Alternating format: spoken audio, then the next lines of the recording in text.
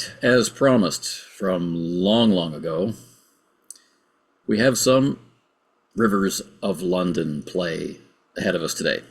It's my first time to run the game with another person. I'm joined today by Mick Hand. He is going to be playing a character, DC Roy Cain, who doesn't get to operate in London for the situation we have planned today. Poor him. But Mick, if you could tell us about DC Roy Cain. Yeah, Roy is a young man of 24, slightly younger than me, and has risen to be a detective constable in the Special Assessment Unit. After a run-in with Oxley, one of the gods, sort of thing, of the river, one of the river spirits, who he once tried to arrest for drunken disorderly. He found himself losing a year of his life to Oxley, having been tricked into accepting a drink, and had to be rescued from that by Inspector Nightingale of the Folly. Right. That year seems to have rubbed off on him in that he now has magical talent and has been trained as an apprentice. Has mastered one spell, the summoning of Wheellight, and is well on the way to learning two others, Impello and Car Killer spells. Yes. Car Killer being the based on the feature that using magic shreds your mobile phone and other electronic equipment.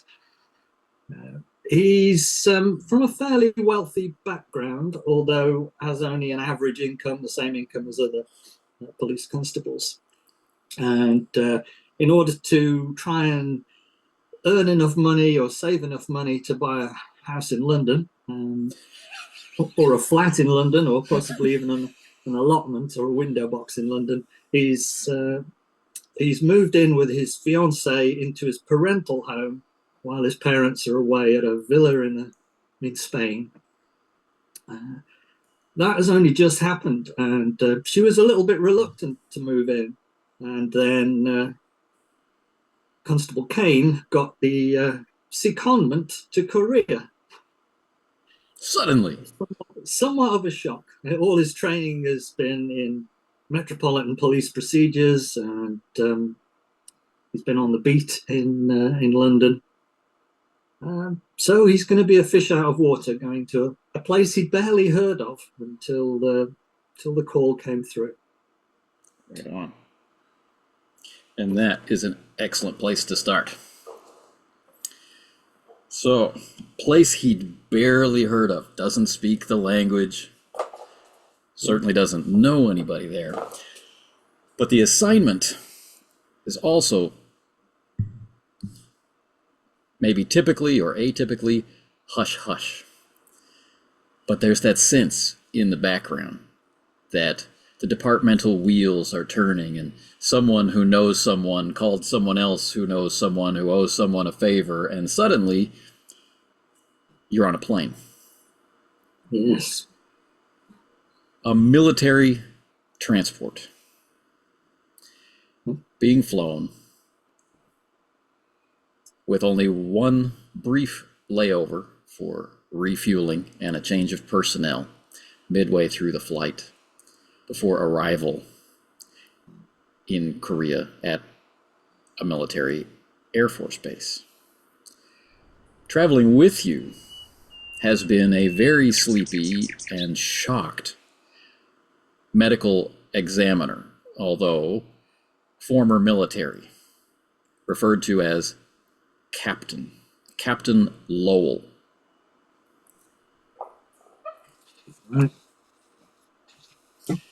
What can Captain Lowell tell me? Captain Lowell can tell you nothing that you don't already know.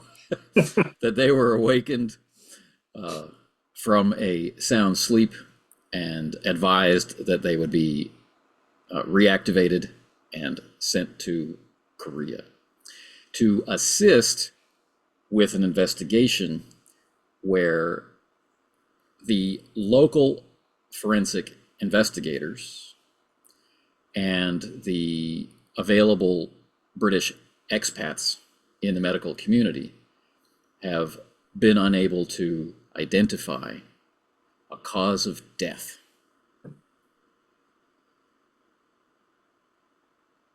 What's your speciality, Captain Lowell? Why you? Well, mostly I investigate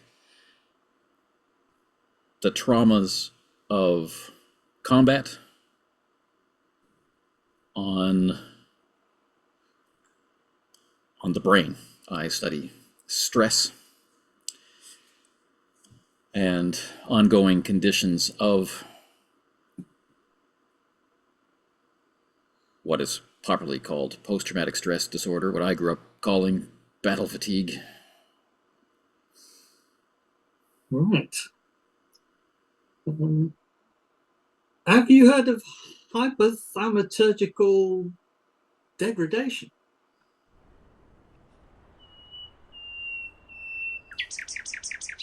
I may have read a paper or two by a Dr. Waleed. He's looking suspiciously up and down the plane.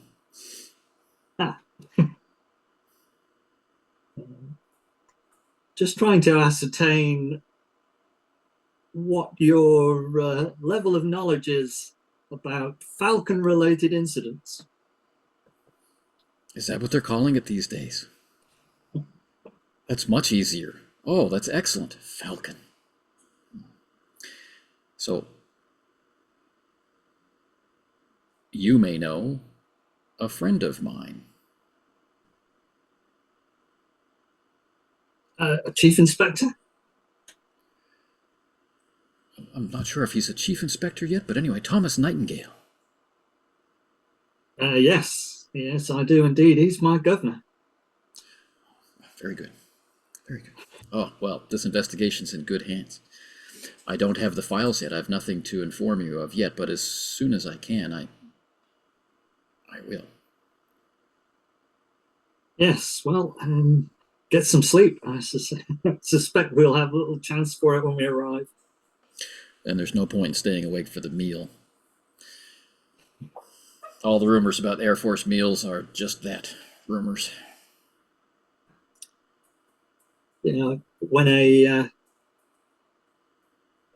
one of the pilots or co-pilots wander by, I shall ask if they've got those small bottles of spirits. Sorry, sir, not on this flight.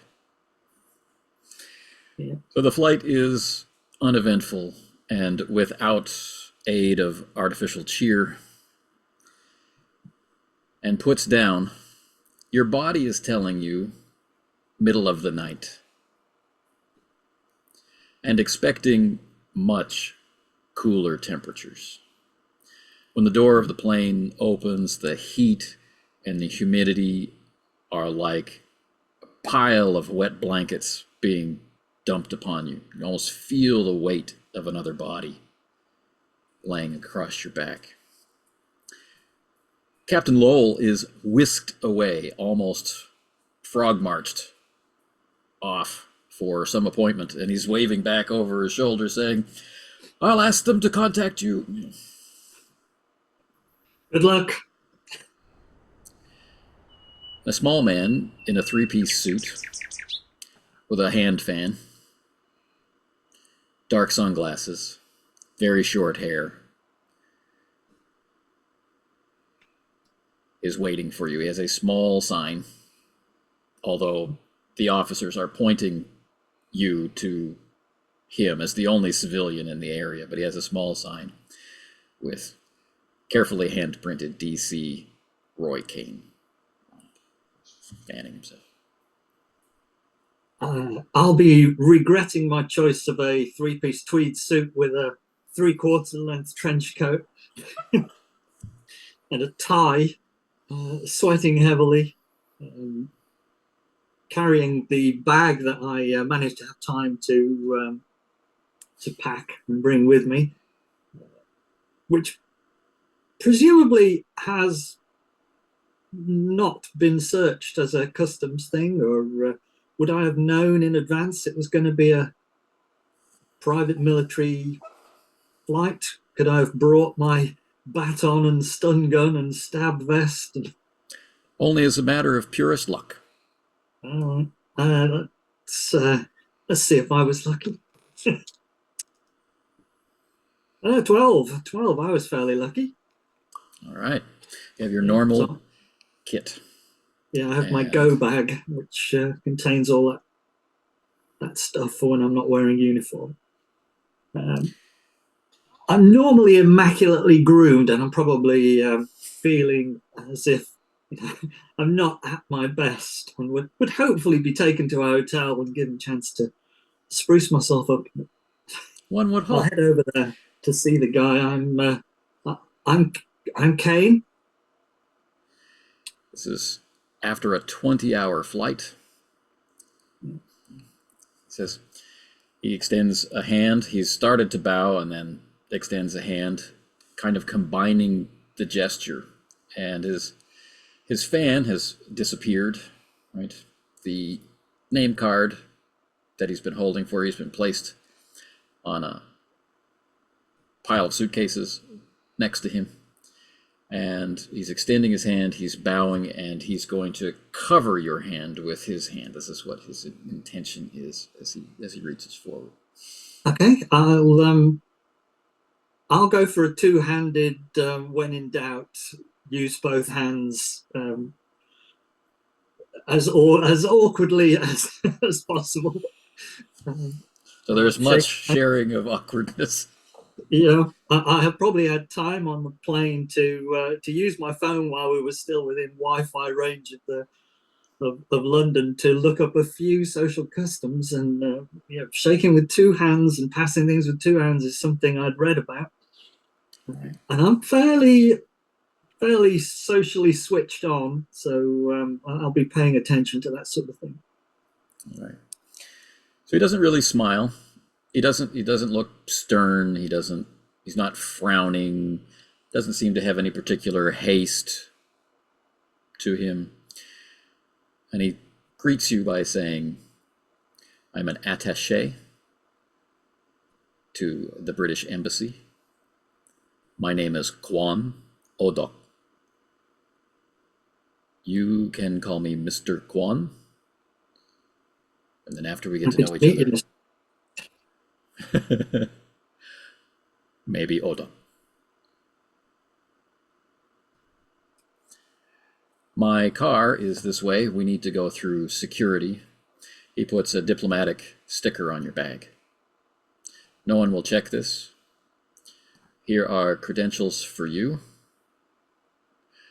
They give you no police powers, but they identify you as a liaison to the security department of the embassy, and should things become a problem, they will know what to do with you. Good. I don't think I know what to do with me. Have you eaten?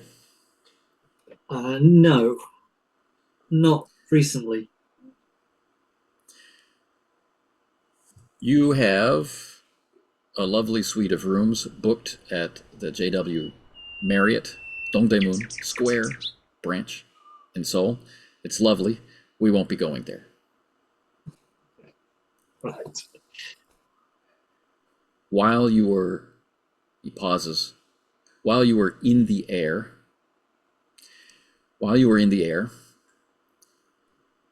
that's a funny way to say it, isn't it? Why not while you were on the plane? Well, while you were in the air, fine. It's a fine way of saying it. So while you were in the air, new developments have turned up. Local constabulary in another province, it's about a 7-hour drive from here, have turned up. I'm sorry, you look confused. Maybe you've been briefed on none of the situation. Assume that I know nothing. I'm very sorry. We will eat, and I will explain in the car. Excellent. Do you like spicy food? Oh no, not for me. Ah, okay. So, he is right. You go through many security checks where you are ignored because of your diplomatic credentials and sticker. And then out across a blisteringly hot asphalt parking lot. Will there be any chance for me to visit any of the local shops and get more suitable clothing for the environment? Certainly, but I think you look smashing. Smashing, but a little damp. Short sleeves. Would you like to do that before lunch? Yes, I think that would be best. Okay. So he leads you to his car. Nice, not a government car, not an embassy car, his own personal car, some kind of Hyundai. What? Unlocks it, invites you to sit in. He gets in. Yeah, I'll strip off the coat and the jacket and dump them on the back seat. Car itself is immaculate, inside and out, although an older model. And the radio seems permanently tuned, or maybe it's a CD player. Seems permanently tuned to some kind of English learning channel where they're investigating song lyrics. Right.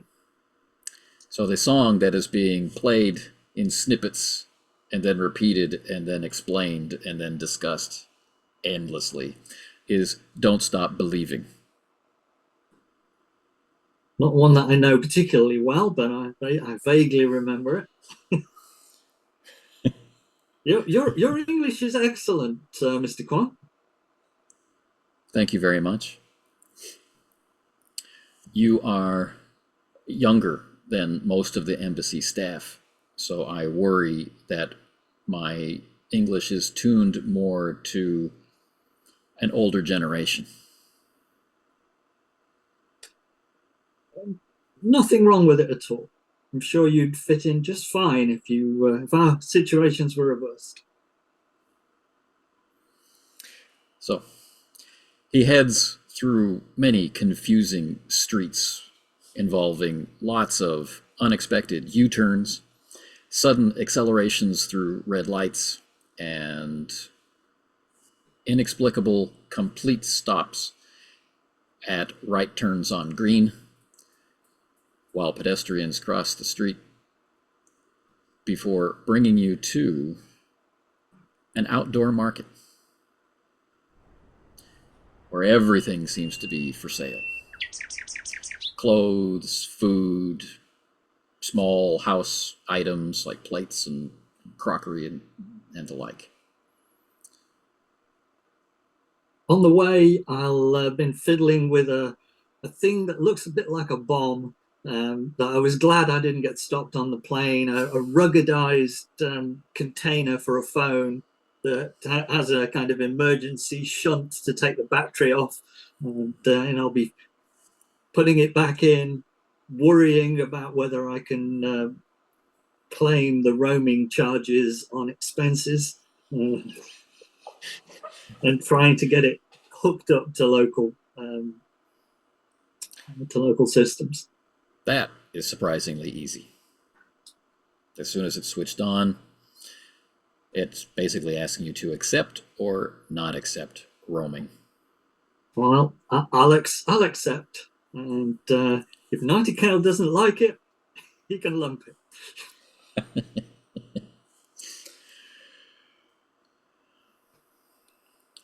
He's looking at the phone, not commenting on the phone. He, of course, has a very slim, new model folding phone. Yeah. So as he comes to a stop at the outdoor market, he's indicating shirts, underwear, pants. And does he mean pants as trousers or pants as underwear? Trousers. Trousers, right. I'll head in and spend far too much money on a good-looking shirt and good-looking pants, and possibly lighter shoes. The couple that own the two shops, they own multiple shops between them, and they just move back and forth. They're very happy to help out, and lots of clucking and lots of primping. And hopefully Apple Pay will cope with it on my ruggedized iPhone. No problem. There are many ways to pay, and they are familiar with all of them. Right. If there is anywhere to buy miniature bottles of whiskey, then I will do so. I'm thinking of using them as a kind of libation should I cross any major rivers. You can see them, mid-size bottles, in the local convenience stores, something that's called CU. Purple and green themed quick mart kind of place with a variety of alcohol visible through the main window. I'm having any difficulty being understood? Everyone's speaking some English. Are they in the clothing shop near the military base? They spoke English. Right. Going to the convenience store, you're not hearing any English around you. And the acne-faced youth behind the counter, who knows? He could be an expert. I'll never have spoken it. I'll use pointing and smiling to indicate my my desires, and pick up 2 bottles of whiskey, the smallest they have. Sure. So you wind up with 2 bottles of Bell's. Yeah, that'll be fine. And I'll slide them into the bag with the clothes so they don't clink together. Is Mr. Kwan with me all the time, or has he left me? Shadowing you. He'll help as needed, but he's been watching you. Right. Yes, he may think that I'm an alcoholic, because that is definitely what people seem to think all UK detectives are. You watch any UK detective show, there's always a lot of alcohol being drunk. But in this case, it's not for me. And I'll slide it into the bag, smile at him, and no, it's not for me, Mr. Kwan. Oh. Okay. So, eating, well, that is a kind of stew, you would say. It's mostly meat, with very thin gravy, which makes it seem more like stew than beef in a meat sauce. Yeah. Not spicy at all. A little on the sweet side. I'll apologize for not wanting to try anything too spicy, but I have a fairly delicate constitution. In game terms, it being my lowest stat. You're not alone. Most of the British staff have a fondness for this dish. This is called bulgogi. It just means meat. Bulgogi. I shall remember. Yeah. There's lots of rice, and there's 1,000 side dishes all across the table. Many of them are spicy, and he warns you about each one that is possibly spicy. but there are many that aren't, more toward a vinegar side. Right. And he's curious if you can use chopsticks. I would say not well. It's not something that Roy has had a lot of practice with, although a fair amount of dexterity, so it can get by. Let's find out with dexterity how well he can get by. 34, so pretty well. Ah, A regular amount. so, By studying the way Mr. Kwan uses them, I'm trying to follow. Yeah.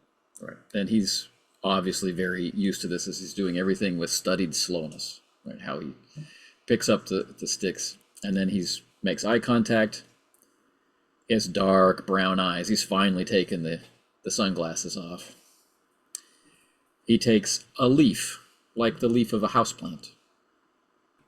And he puts some rice in the leaf and puts some meat on top of the rice. And then he takes a reddish looking cabbage leaf and he says, "This is kimchi. It's famous, but it's spicy."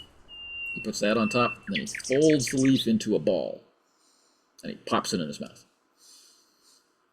I'll follow, but miss out the kimchi. Oh, a question about where we're going. You say it's 7 hours away. Will it be? Will I need to buy some mosquito spray? That might be a good idea.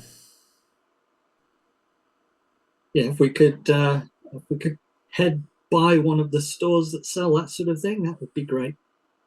Don't worry. They're everywhere. Now, he seems to be the sort that talks or eats, not both. Right.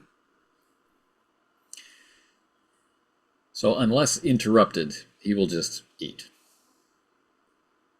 Yep, I'll do the same, although I'll be looking around, watching, trying to pick up on how the social customs actually get used, and whether it looks totally different than I imagined. The restaurant itself is quite rustic. Looks to have been here for a very long time. It's immaculately clean.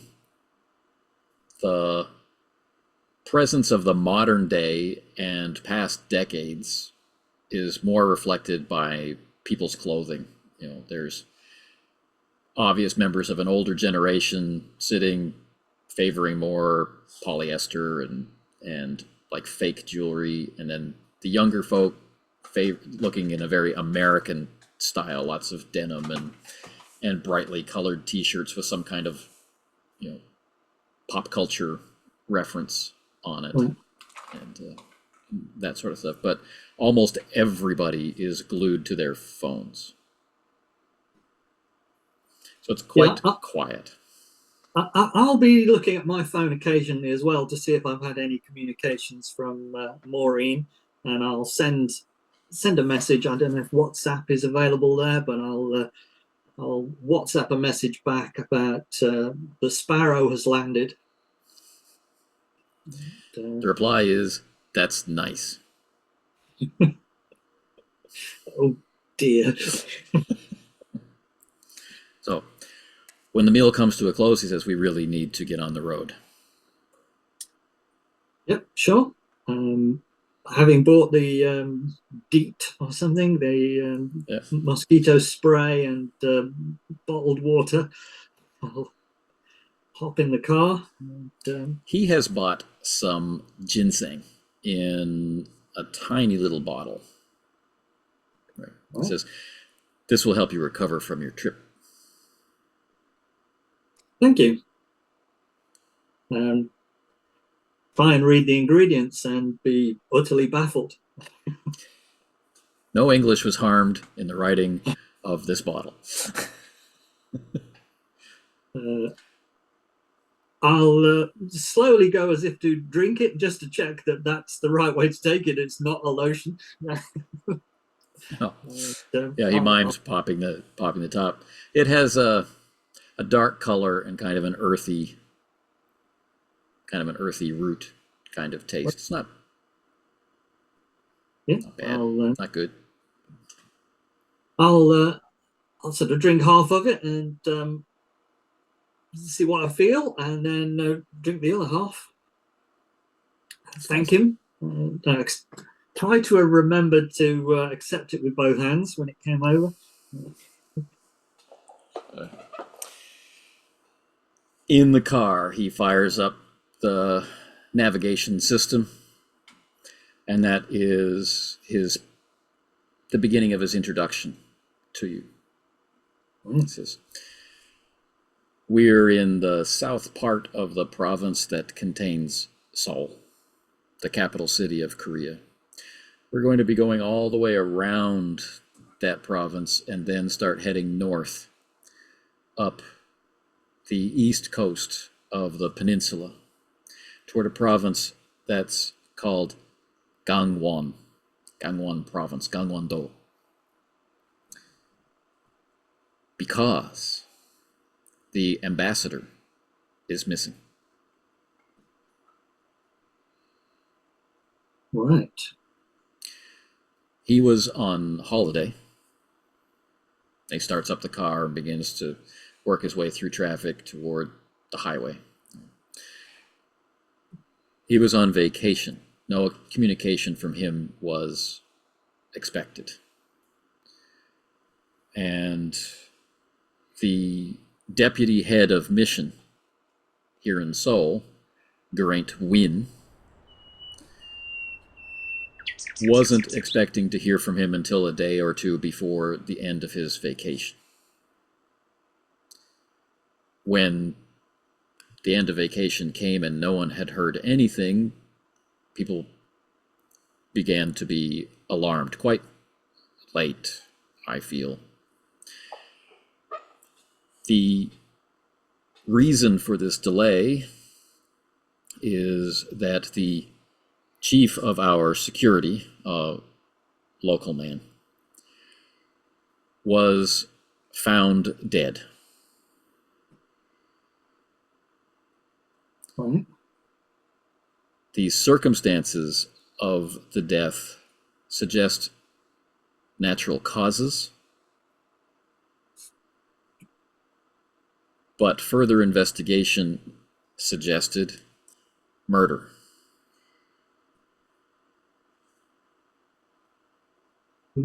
Cause of death, then? Injuries or poison? The cause of death has yet to be determined, and I believe the man with you on the plane has something to do with that. Captain Lowell, yes. Captain Lowell, all right. Okay, so there's been one murder. Will we be crossing the Han River on the way? Yes. Could we stop as we do, so that I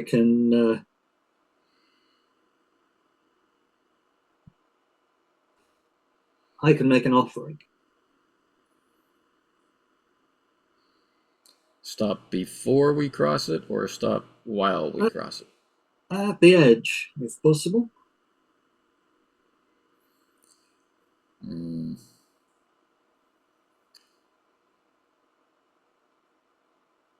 He's thinking in his head. Okay.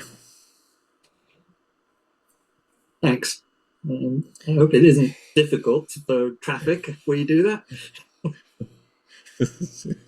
And so, the drive from where you are to where that's important, he fills in the rest of the details about the case. And as you get closer to Seoul,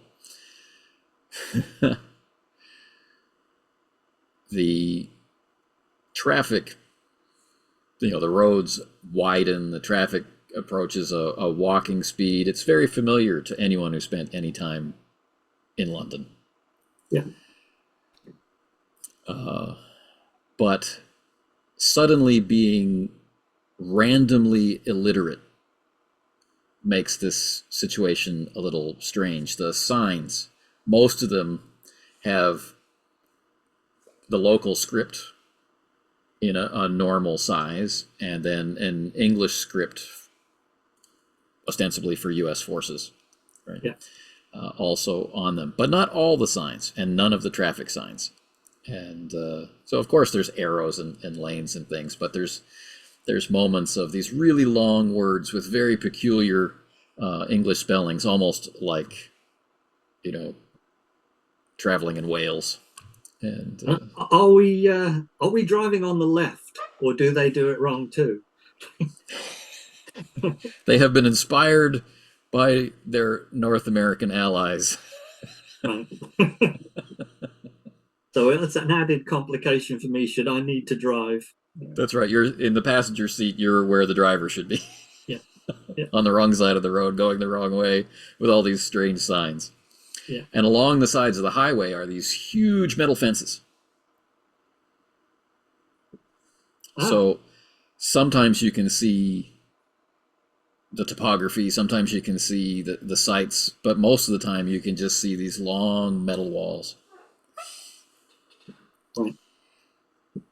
So he lets you know that there has been a murder of the local head of security, right? A man that he trusts, has a good reputation.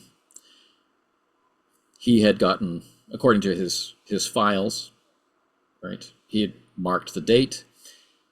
He couldn't reach the ambassador to coordinate meeting, for his drivers or anything, and did a quick investigation of his official residence. He wasn't there. There's no sign of him having been there. Then some of the other residences that are owned by the embassy for guests and functions and that sort of thing, and there was no sign of him having been there. Then he disappeared,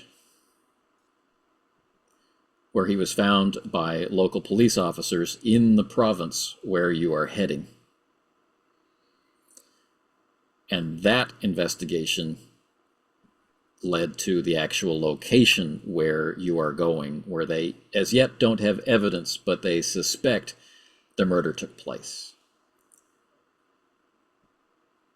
which is a private home in the mountains, quite a secluded spot. Private home belonging to the ambassador. As yet, that hasn't been determined. One of the places the ambassador was likely to be staying. Is that also? That is definitely not the case. Right. But his phone pinged from that location several times. The ambassador or the chief of security? The ambassador. The ambassador. All right. I take it there's no current location for the ambassador's phone, or he probably wouldn't have invited me over here. The ambassador's phone has been found, battery dead. That's something that you'll be able to investigate when you arrive, per the instructions of your superiors. Quan says nothing was touched. Excellent. May be able to learn something from the phone. So, keeping one eye on the road, right? One eye on his phone. He starts to, he asks you your phone number so he can send you some pictures. Yeah, I'll do that. So driving and texting and he starts sending you images, and they're not very revelatory. There's a bagged, large size Samsung smartphone, There's a footprint in a patch of mud. There's a small droplet or set of droplets of blood on a stone walkway.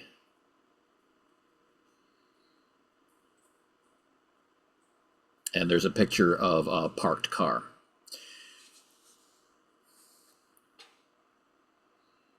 Do we know whose car we're looking at? This is the car of the security chief. Well, it's a rental. Right. When he didn't return it, they contacted us. We're not sure why he took a rental car instead of his own car. Possibly to remain incognito.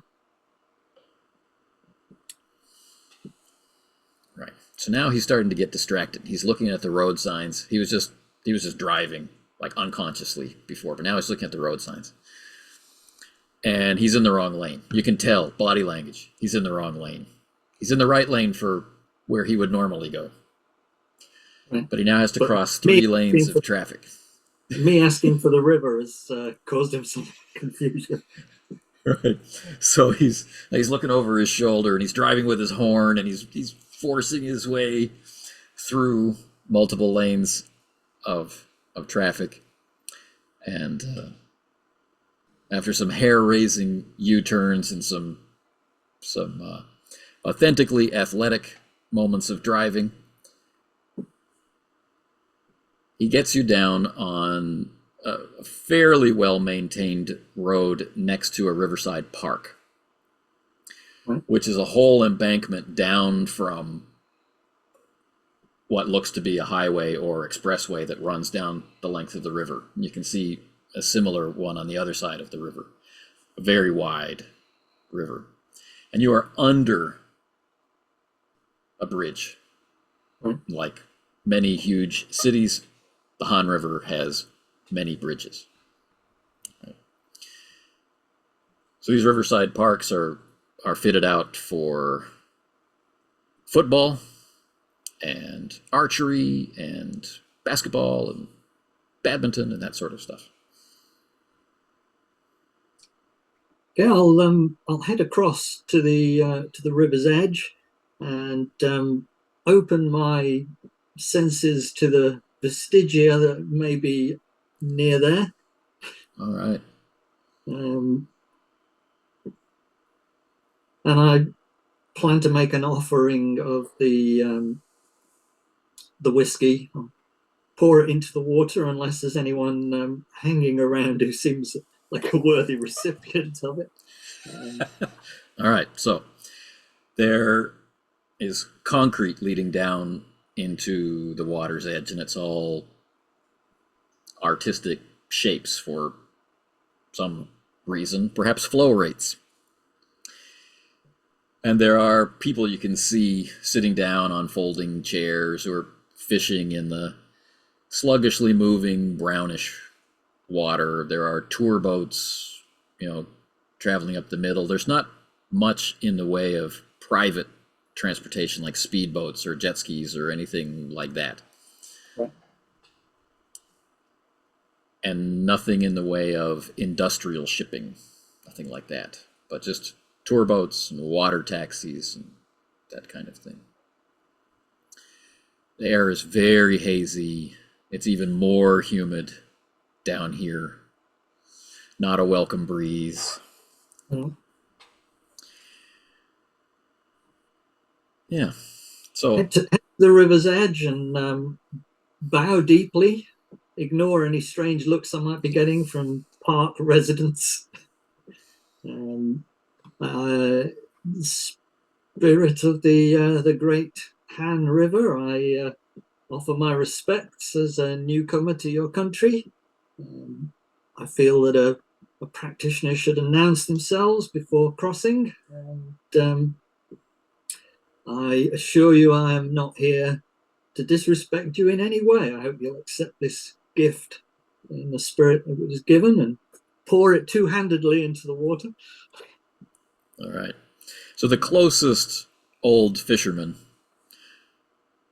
well, one of them is staring. The other one's not staring.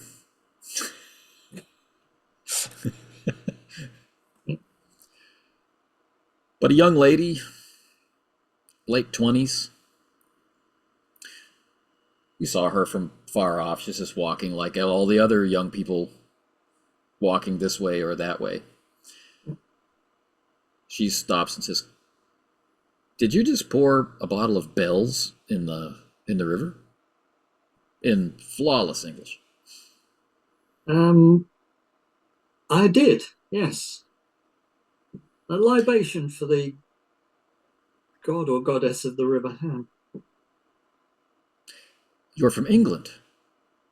I am, yes, from London.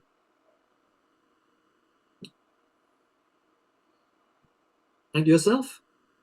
I studied in London briefly. I take it this is an unusual thing to see at the side of the hand, then? Yes, it is. Yes, it is. Not unwelcome.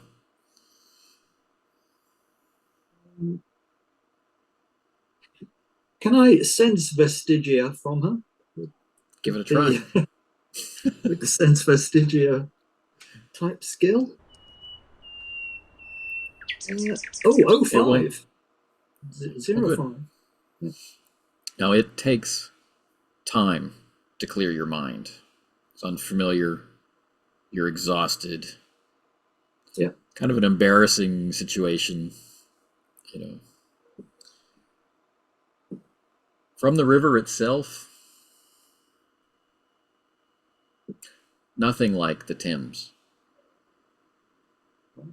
Nothing like being in the proximity of any of the Thames girls or Mama Thames herself. Nothing like this. There's more of a sense of tenaciousness. This is the fighter getting up off the mat again. Hmm? This is making something from nothing. This is making castles from sand. But through it all, there is a youthful vigor, a disregard for opposition.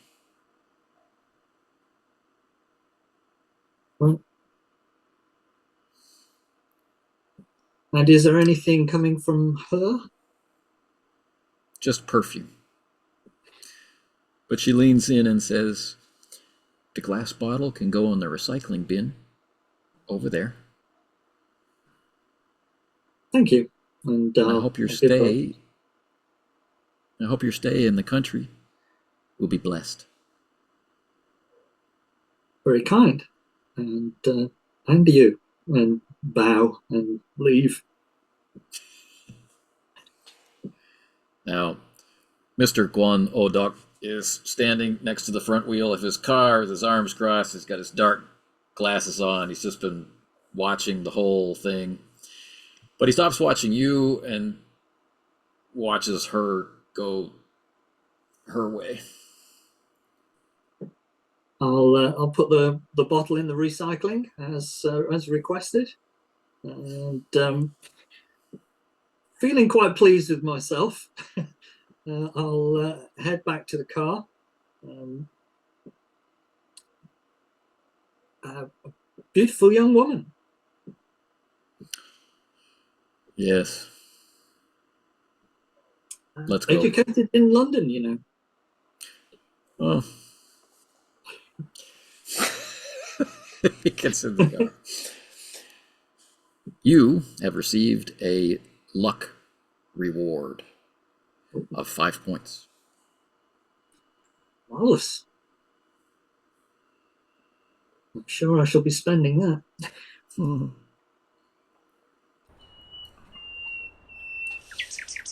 Now, the heat in the car, although the air conditioner is on, still there's heat in the car. And the long drive, the long flight, all these things are conspiring. The belly full of good food, these are all conspiring to put you to sleep. If you choose to resist, you can. Otherwise, the seat is comfortable, the ride is smooth, and the way is long. Do you mind if I take a sleep, Mr. Kwan? I've been on the go for quite some time. I think you should sleep. I'll check my phone one more time to see if there's been any further message and from Maureen, and then recline the chair and go to sleep. Okay. Just those few words. That's nice. Yeah. Taking on more context as the hours pile up.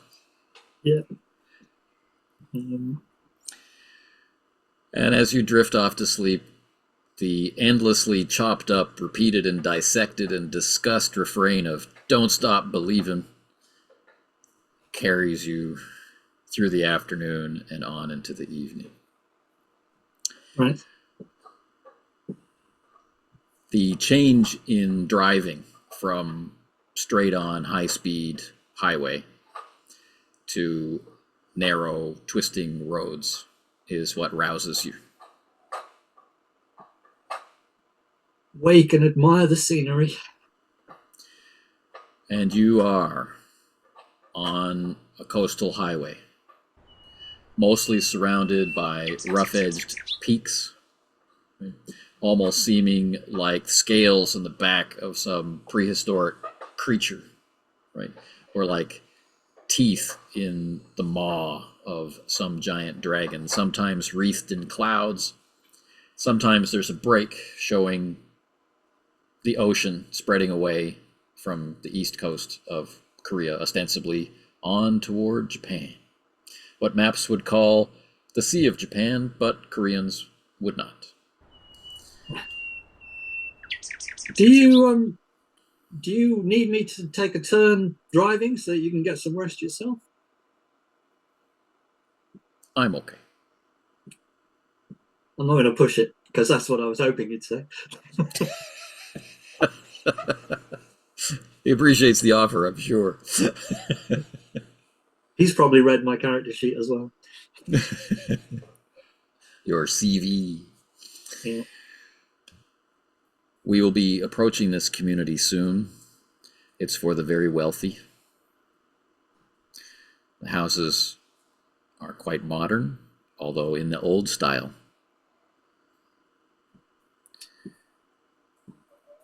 They are far apart from each other. Each has their own wall. They have security systems.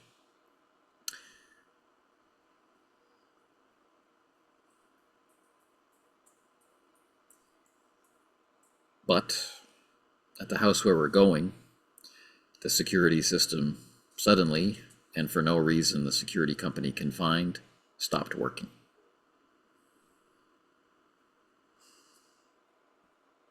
Could be mundane hacking, I suppose, but I'm guessing they wouldn't have called me in if it was mundane.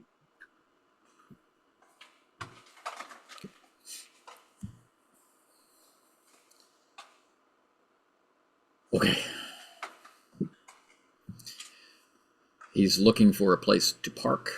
There are a few brightly colored white, blue, and yellow police cars. And there are some uniformed officers, short sleeves, light colored shirts and dark trousers.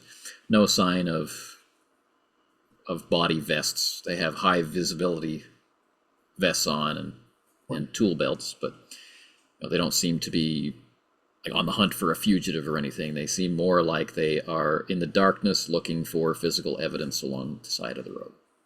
And are local police armed? Yes, but not heavily. I'll make a point of not being armed. So he flashes his credentials at a tap on the window. Yes, Something assuming is I've got exchanged some between them. Yep, you've got Have I got a badge or just papers? Just a folding, like a temporary wallet, kind of. think it fits nicely into a suit pocket or a back pocket. Right. Put it in a back pocket and switch to, short sleeve shirt, still wearing a tie and probably regretting it. It's a little cooler up here in the mountains. It's more humid. Night has fallen. Overhead, a thin bite has been taken out of the full moon. Right.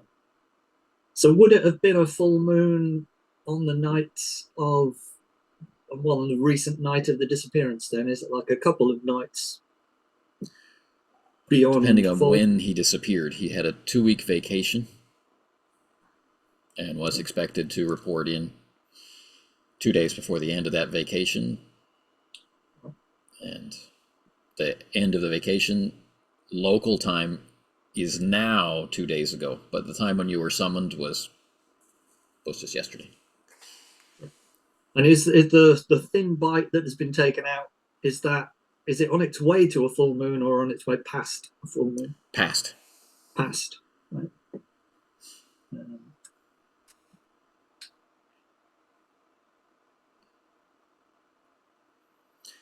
So Guan is having a conversation in the local lingo with the officers, and you hear your name, and he indicates you with an open hand, extending all fingers towards you, not pointing. I mean, he's indicating you. You hear your name, and the officer nods and makes a note, and then speaks into his radio. Waits for a reply. Reply comes. He nods to Mr. Guan, who tells you we can go in.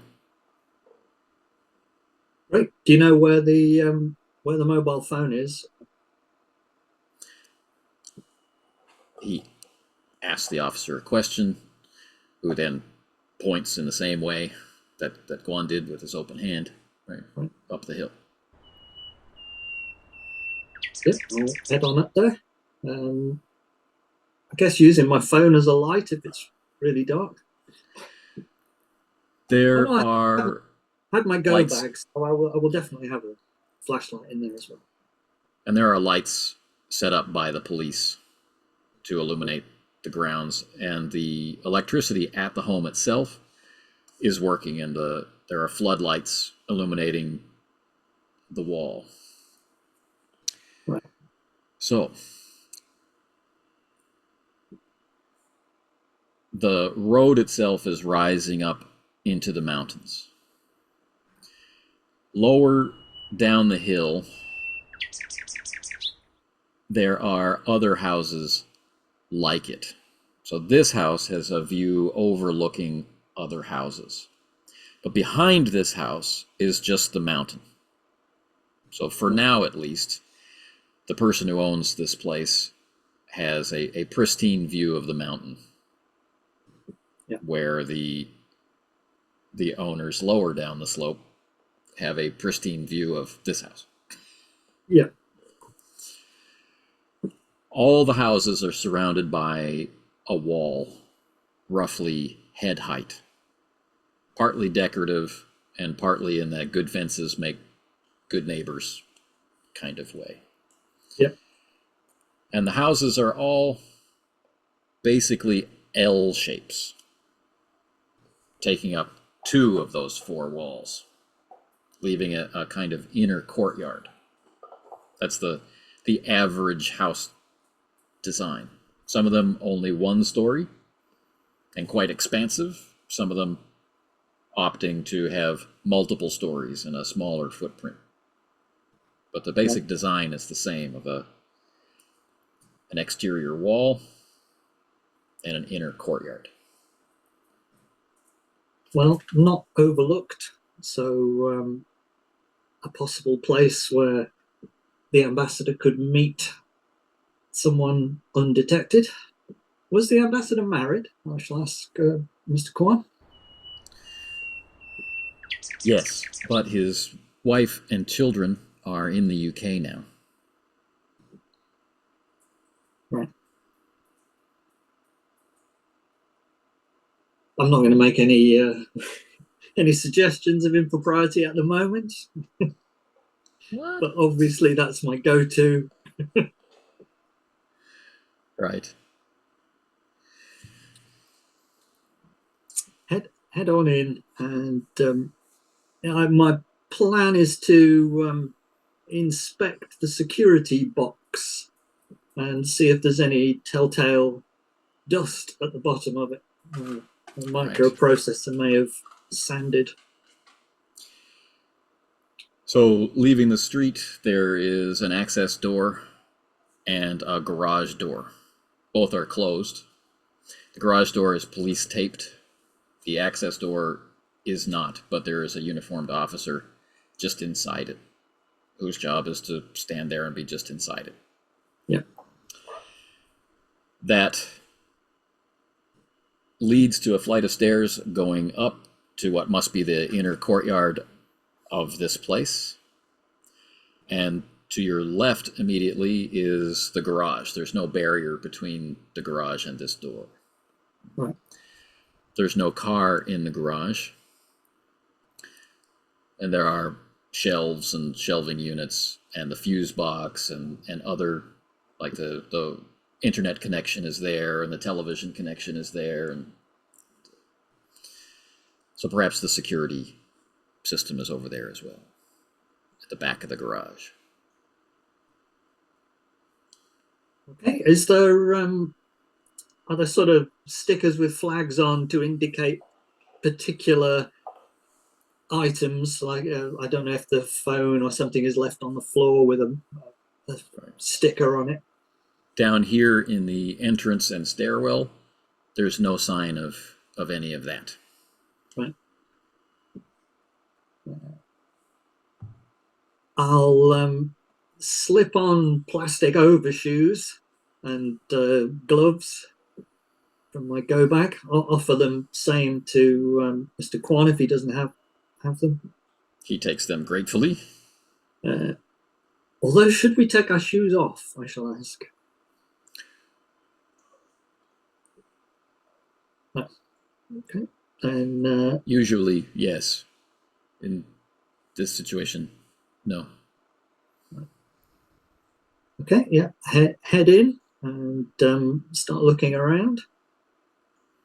Okay. I'm particularly looking for where the security unit might be to see if that has been sanded. I'm thinking that for them to call me in, there has to be something unnatural about this, and that would be a good proof of it. So the security box is not visible from when you come in, because it's around the corner of the inside wall of the garage. So as soon as you get into the garage, it becomes visible, and its door is open, and it's been dusted for prints. Damn. Right, well, it's not unusual that it would be dusted for prints. Try and find the place where a microprocessor would be in there, and then look under it to see if there's a lot of sand. I mean, I'll have seen this kind of sand a few times when I empty out my mobile phone. Yeah, so in the bottom of the metal box, there is that telltale dust. And with your eye, you can't tell if that's the sand you're looking for, but it certainly looks like it. It could be bagged and sent to the lab. I will. I'll bag it, note it up in, I guess, only in English, and ask Mr. Kwan to put the same thing in Korean. So saying where it came from, what time it was taken, asking for a metallurgical analysis of it to see if it contains the various minerals that are in microprocessors. Okay. So he does this very seriously. He's now taking on the persona of the professional translator. His personality is rapidly disappearing, and he's becoming a vessel for ideas.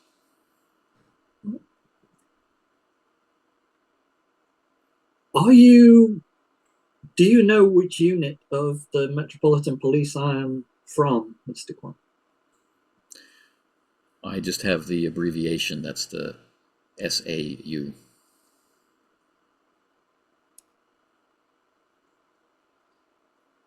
I think it will help your understanding of what I'm doing to know that I investigate things that are potentially unnatural in origin.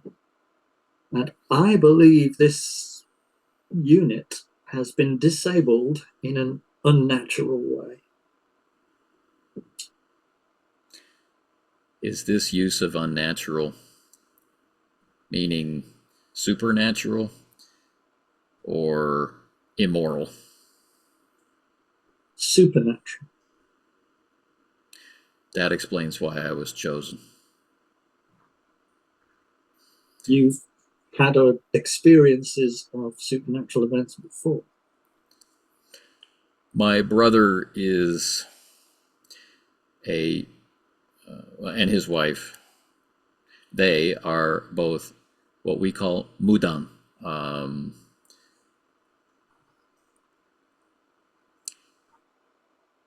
wizards, not shaman. No, that's from the Americans. Magic men fighting the evil spirits. Right. But not members of not a branch of your local police forces. No. In the UK, there is a very small unit which specializes in supernatural occurrences, things that are difficult for the normal police officers to investigate. And I think that is why I am here. There's some suspicion that the analysis of that powder will tell me whether the thing I suspect is true. Could we see the mobile phone? I believe it may have the same strange dusting. Well, that will be interesting for me to see. I love my family, but I believe in technology and science. The idea that in London, really, there's a magical police force?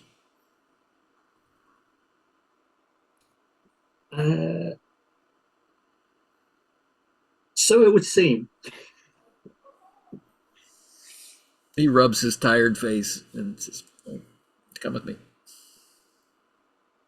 So he speaks to the officer at the door again. They bow to each other, and then he gestures, to go up the stairs.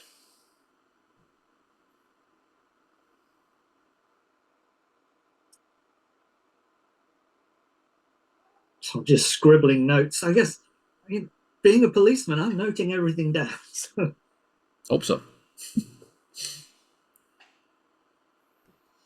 Yeah, head upstairs. And the stairs are stone, a light-colored stone. And there's drainage, heavy drainage at the bottom of the stairs for rainwater or whatnot, because the top of the stairs is open to the sky. A 3-story structure is rising up on your left. There's open glass patio doors on your left, and a double wooden door with like a traditional ironwork kind of decoration for the hinges and big iron rings, totally for the aesthetics, next to them. To your right extends a grass yard, not entirely grass, flagstones with grass growing in between. Yeah. And in the middle of that, there is an old-fashioned grindstone arrangement, with wooden fittings and a big stone, right, and a pedal arrangement for, sharpening tools. Decorative. Yeah, a decorative one rather than something they do here now. Right. But next to it is a small orange, like traffic cone with a number on it. If I'm not mistaken, that could be a clue. Head over carefully. Make sure I'm not trampling on any footprints that have also been signed, because I know there was a suspicious footprint somewhere as well. Take a look at whatever the cone is. When you get to it, beyond it, you can see another cone at the edge of this patio, this grassy area, which must be the footprint. It looks like it's in a flower bed. But as you get close to the grindstone, the context of that droplet of blood, the zoomed in context of the photograph of the droplet of blood becomes, that's the base of one of these supports. And it's good that it should be right next to a grindstone. Stone holds vestigia well. So time for an initial vestigia analysis. All right. And I shall open my senses. And this is what you're here for. This is what you do. Guan has stopped at the edge of the grass. He hasn't followed you to where you're going. There's no one to talk to there. So he's between you and whatever other officers might be in the building. You have the time to do this. And so you have advantage.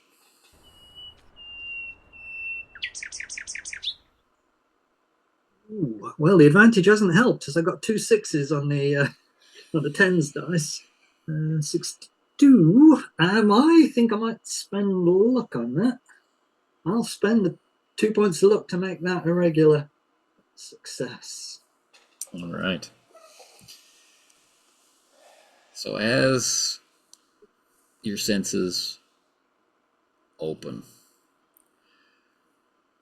that initial response is nothing. It's the deadness of an empty house, built but not occupied, easy to dismiss. Yeah. Somebody built this place. Maybe they rented it out. Maybe they didn't. But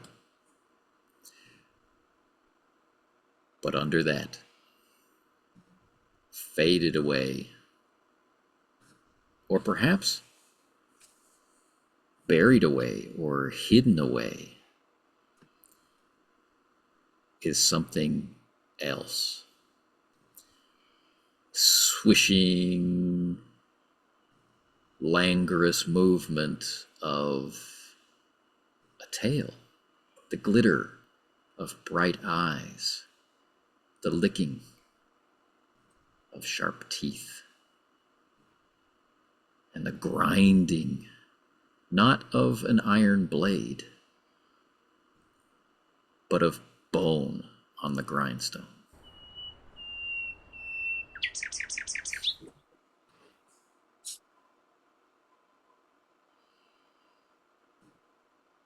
I think you could indicate to your superiors, whoever it was that ordered me here, that this is indeed an unusual event, even without the analysis of the powder. All right. The officer said the phone is inside. Do you need to see it as well? Yes, it will possibly help.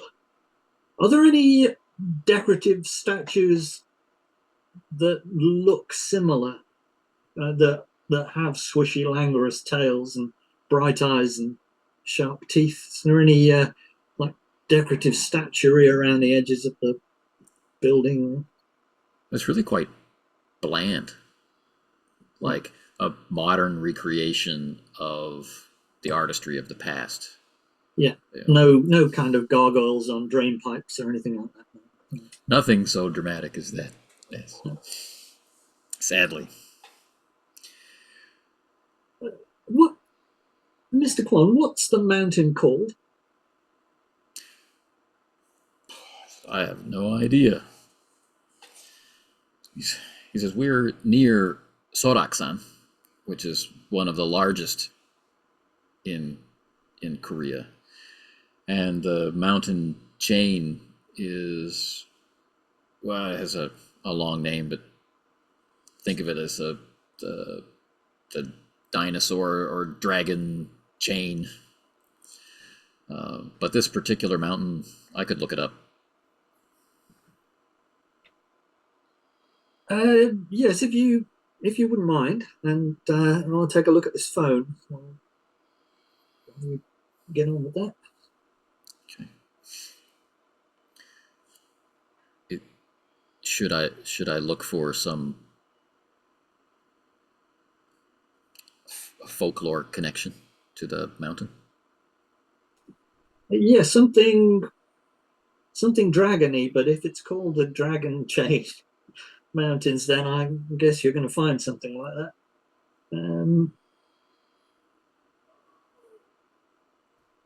But yes, some kind of draconic dragon connection. Some folklore about this particular peak, maybe.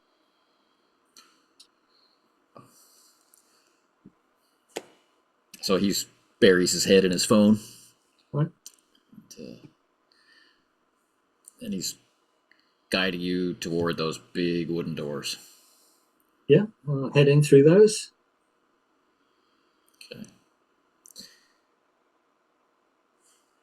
They open out. As soon as they open, the light comes on in the living room. It's a sunken living room.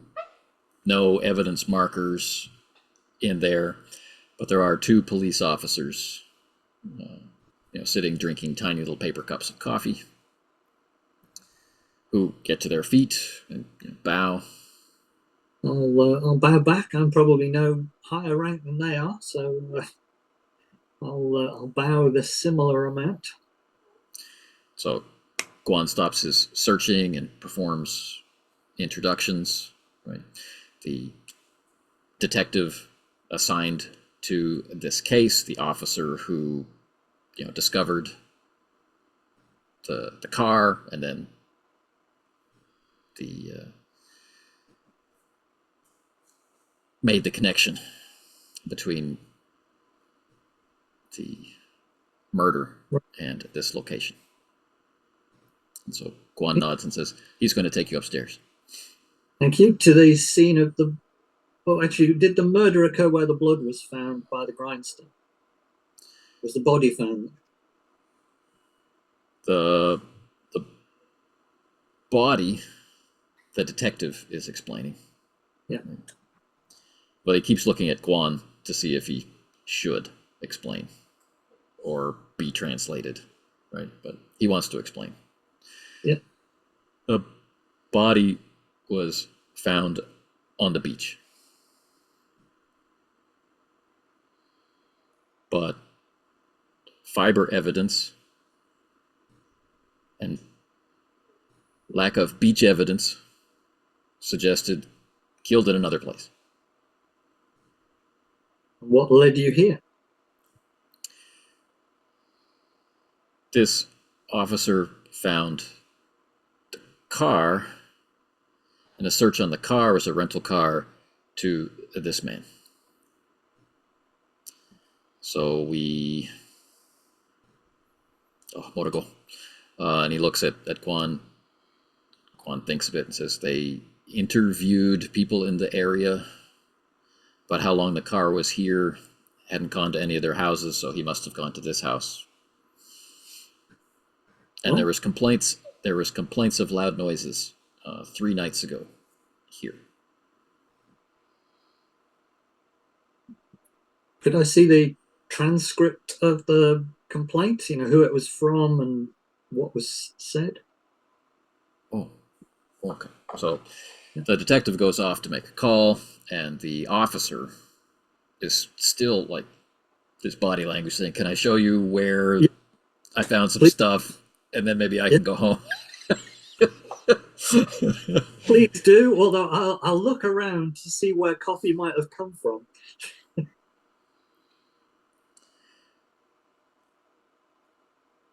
How obvious do you make it? I don't want to put them to any trouble, so I will just surreptitiously look around to see if I can see a flask of coffee or a container anywhere. Social roll.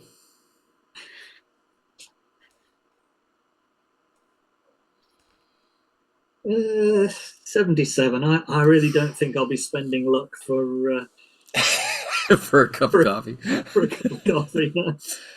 On the counter in the kitchenette, which you can just see from here, there's a box of like powdered coffee and some Right. convenience store paper cups and that kind of stuff. It's just Yeah. powdered coffee. But now everyone's focused on the coffee.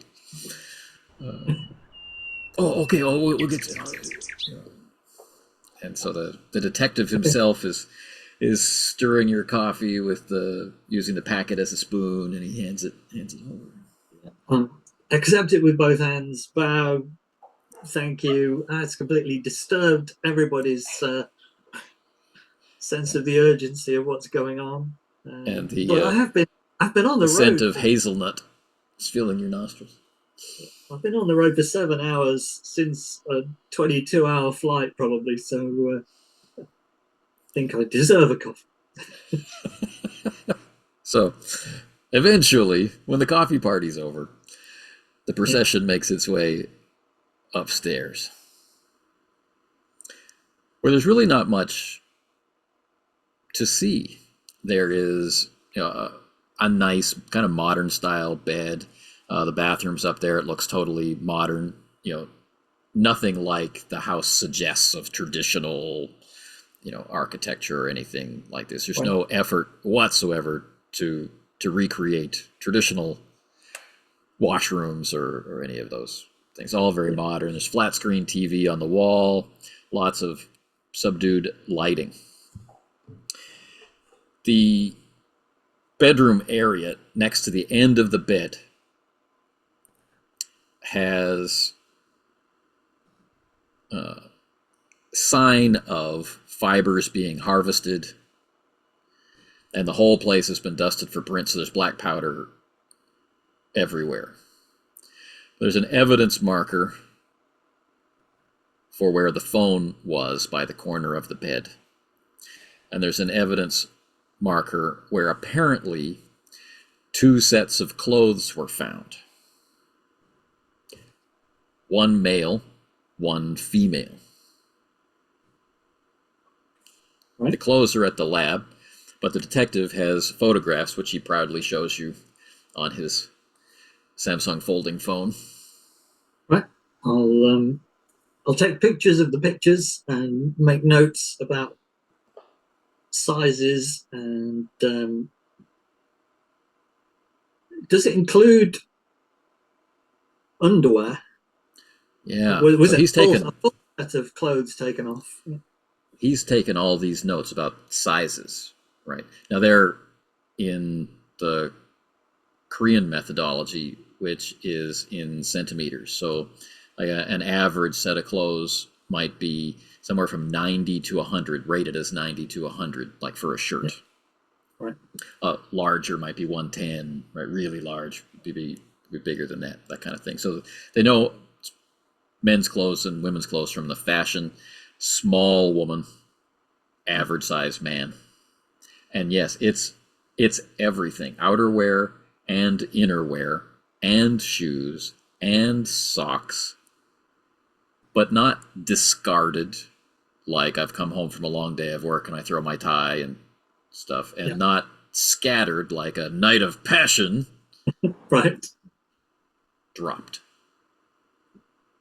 Like off of a like they were all on a hanger and dropped.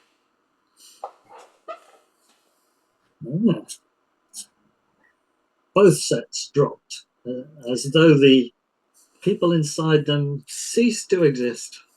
Face to face. And about this far apart. Right.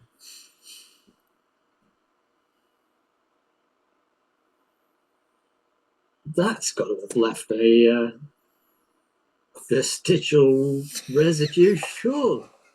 And you can feel it pushing its way in through the cacophony of the translation.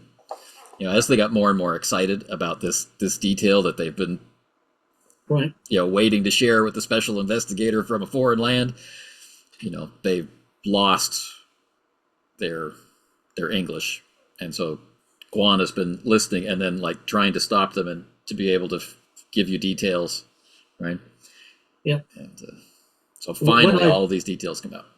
Well, yeah. When I finally get all the details, I'll ask them to leave me in the room alone for a moment or two, and head to where the clothes were found. Presumably, there's a marker for where the actual piles of clothes were, and go stand there and try and sense if any vestigial remains. It doesn't stick to bodies, but then there weren't any bodies, so maybe it will have stuck.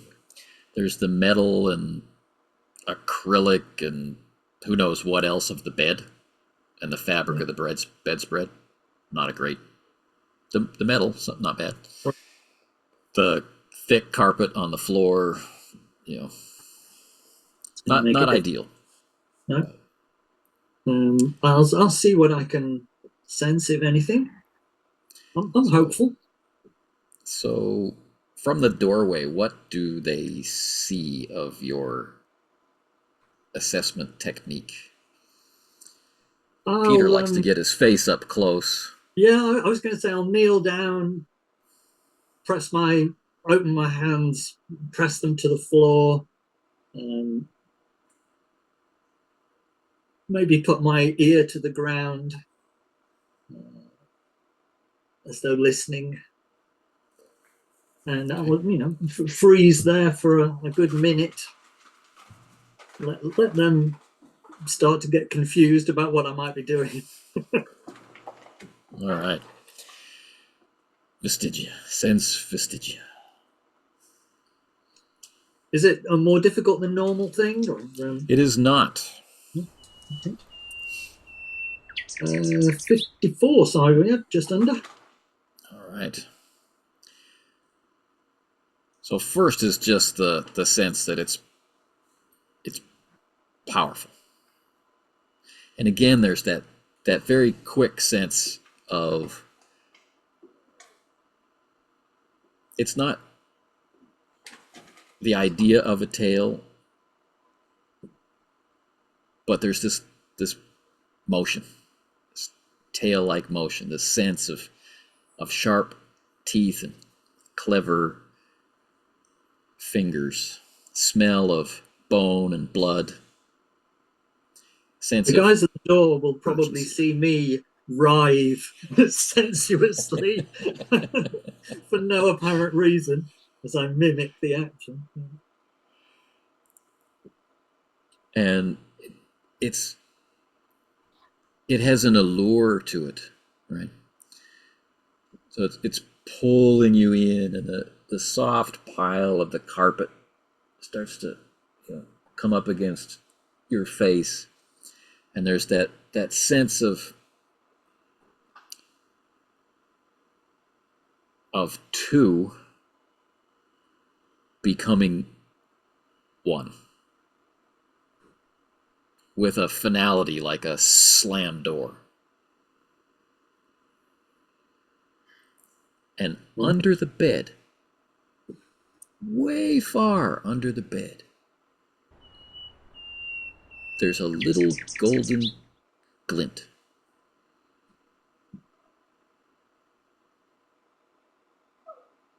I'll go and kneel down at the side of the bed, lift the clothes and peer under and try and get a glimpse of it. Use the flashlight to illuminate it. See what it might be. It's a pristine golden tooth. Like a molar type. Get a photograph of it from while it's still in position. Make a note, pull it out into an a bag. Guan is asking from the doorway over the bed, "Did you find something?" And there's a babble of the local languages, and possibly the sound of someone being smacked. Yes, there's a gold tooth under the bed. And that gets translated, and Guan confirms, ostensibly in Korean. Sounds kind of like a confirmation, and to use the ambassador had a gold tooth. Can we get it matched against dental records? So there's eagerly waiting hands. Yeah. They carefully fill in the details. Yeah, chain of evidence stuff. I don't know if it's the same over there, but we have careful signing for the baggie. And I'll transmit the photograph from my phone to Quan's as well, in case anything goes goes pear-shaped with my phone, which tends to happen.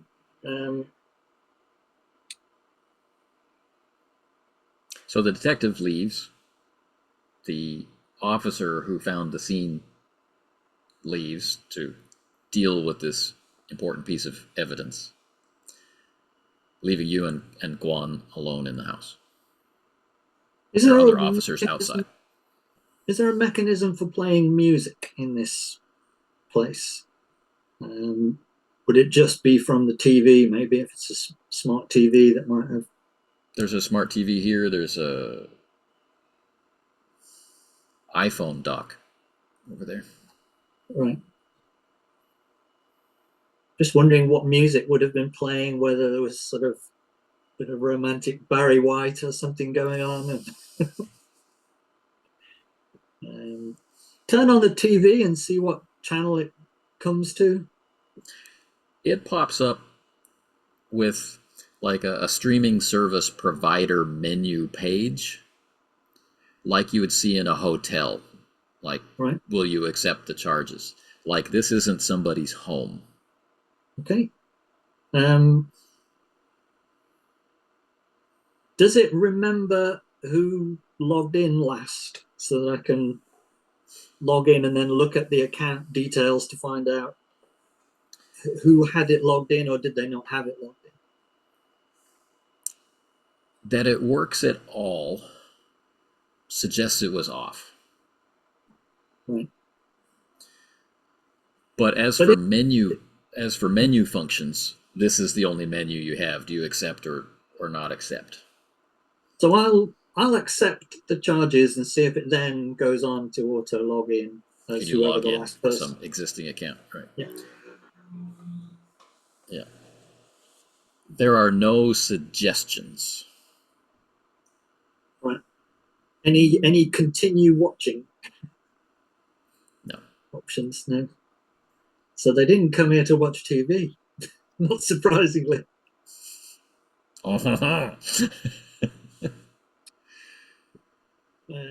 So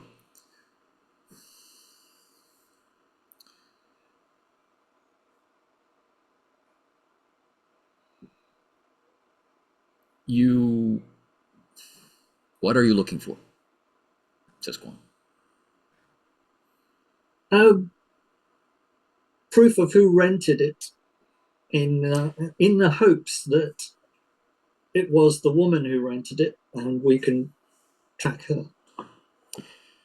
Right.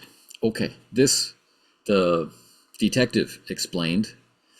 This place is for sale.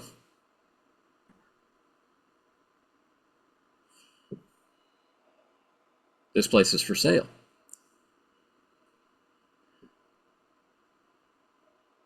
So maybe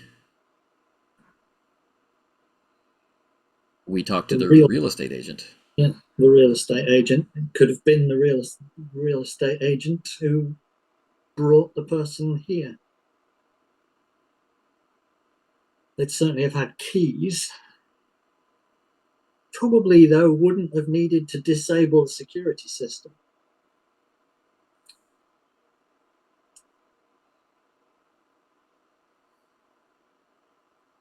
Do you want to speak to the real estate agent?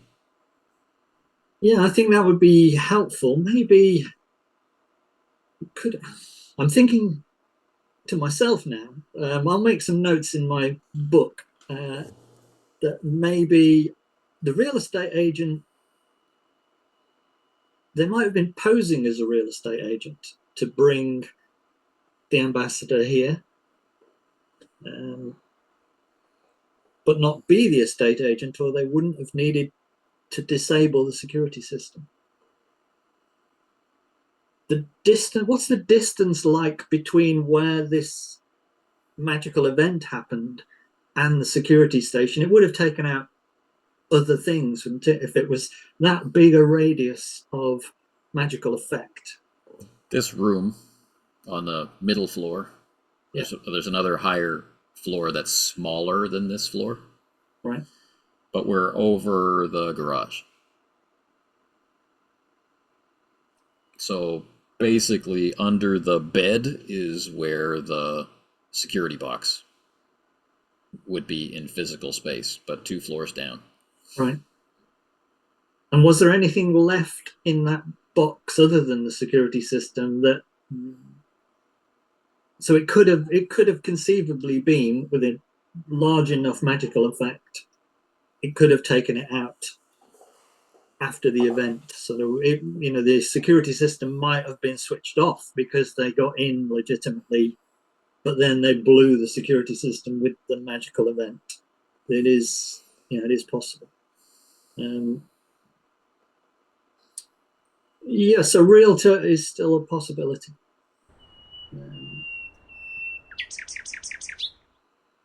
I So guess Kwan that just would be wants to help. next. He's just waiting while you're running through the thoughts in your. Did you get anywhere with the folklore search for this mountain, Mr. Kwan?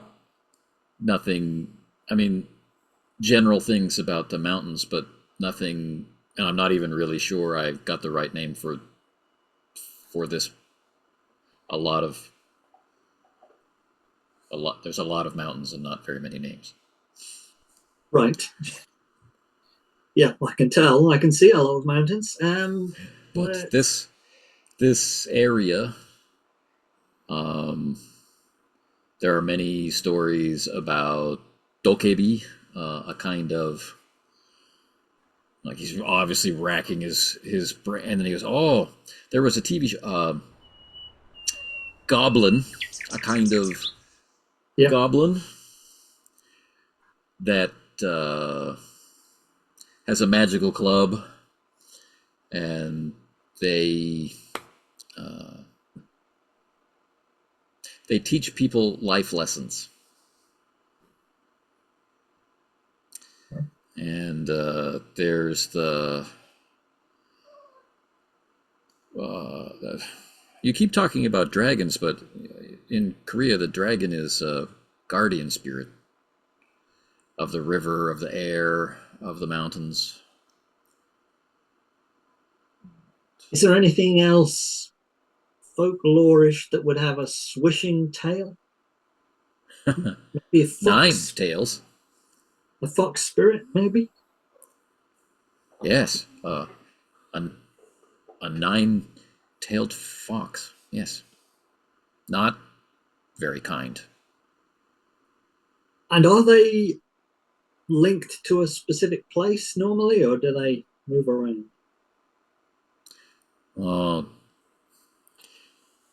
I don't know many stories about them, but they're very jealous. There's stories about them wanting to become human, and tricking their husband, wearing the skin of another person, or there's stories of them preparing a disguise to take the estate of a rich man, and this kind of, oh, it's like he's listening to himself talk. Yeah. But these things can't be real.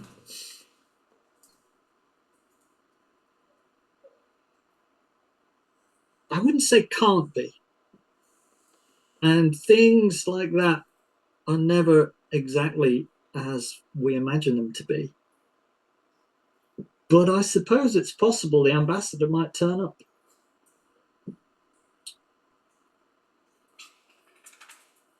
And be missing his tooth? That I don't know, but most likely, yes.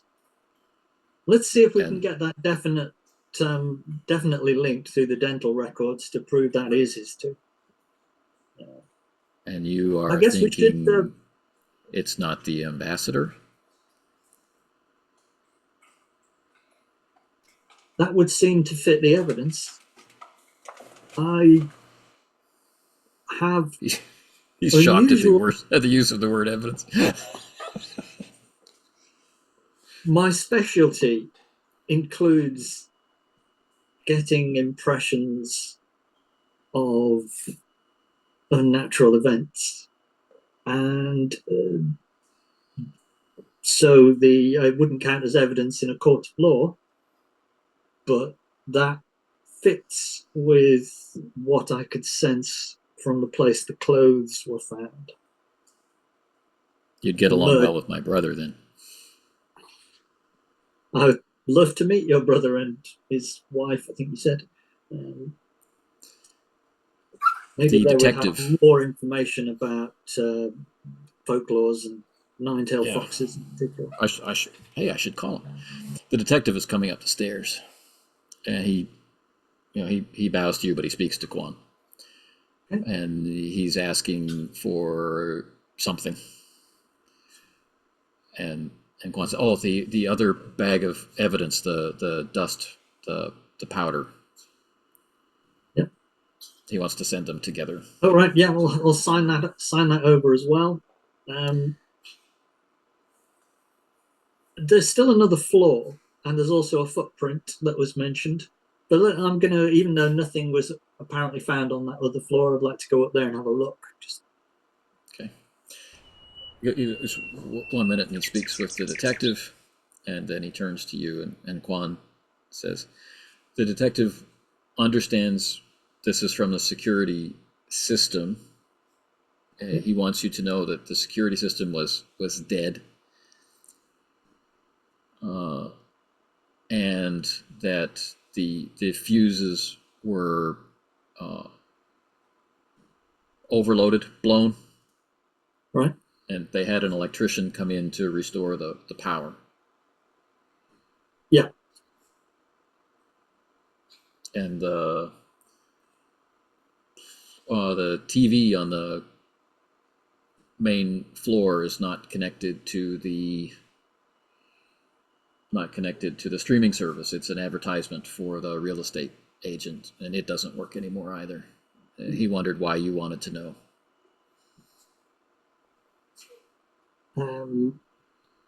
Well, I was looking at the TV to find out if somebody was registered to it and what they had been watching, to give us an idea of who it might have been. If it was a news channel, then maybe it would have been the ambassador. If it was a porn channel, who knows? If it was a children's channel, then we would have learned something else. But as it was, it wasn't connected. I mean about the security system being broken. If the security system had to be broken for them to get in, then that would lean towards this being a kind of intruder. If the security system broke while they were already in, then it would lead us to suspect something different, that they had keys and knew the alarm codes. Discussion back and forth, although the detective followed most of what you said. Right. Yeah, I was deliberately not giving away anything about weird bollocks, as they tend to call it. So he runs down a list that hasn't been in the files that you've seen so far. No forced entry. Yeah. And 2 sets of fingerprints. One they have identified today as being that of the ambassador, proving that he was here. Right. And they expected to find the fingerprints of the dead security chief inside, but did not, though his car was parked outside. Right. Were there any keys or wallets or a purse or anything that could have been left by the female victim? Yeah, all of that kind of material, like watches or earrings or wallets, ID, there's no sign of just the clothes. And are there other clothes in drawers? Or is everything empty here? Empty drawers. But, and he's flipping through his phone, and he points at the window over there, and he shows you a photograph of the carpet. And even now in the actual carpet, there's some sign of this. There's the impression of the bottom of a suitcase, right? The wheels and the little stands. Yeah. Right. But no car for the so how did the ambassador get here? That becomes the next question. Is this an area covered by Uber or taxis? Yes. Can we check how the ambassador arrived here? Okay. And we'll check the upstairs. Guan Supplies traffic cameras. Right. We'll check the traffic cameras for private cars entering the bottom of this street. Yeah. Now, I imagine the lady was dressed quite lavishly, and so would hopefully show up well in the passenger or driver's seat of the car. Yep, and they have extensive notes of these clothes. Yeah. So. I'm going to head upstairs as well. And, this is more of a kid's playroom. You can open it out onto the roof. Only half of it is a building, right? And there's a small L-shaped strip, and there's a wall disguised as a flower planter, right, with the most mundane plants imaginable in it. More for proof of concept than for anything else. And there's little solar lights stuck in, every so far. None of them are working. So measure how far out the lack of working solar lights goes. Just kind of to get a radius of effect of whatever happened. It's a bigger effect area than I can do with my car killing spell, I imagine. Yes, it's significant, right? The number of meters, right, that are going out from if we take that bedroom scene as the center of effect, right? Yeah. Then it goes almost all the way out to the edge of the house. Now, this much smaller third floor, all of it is within that area of effect. Right.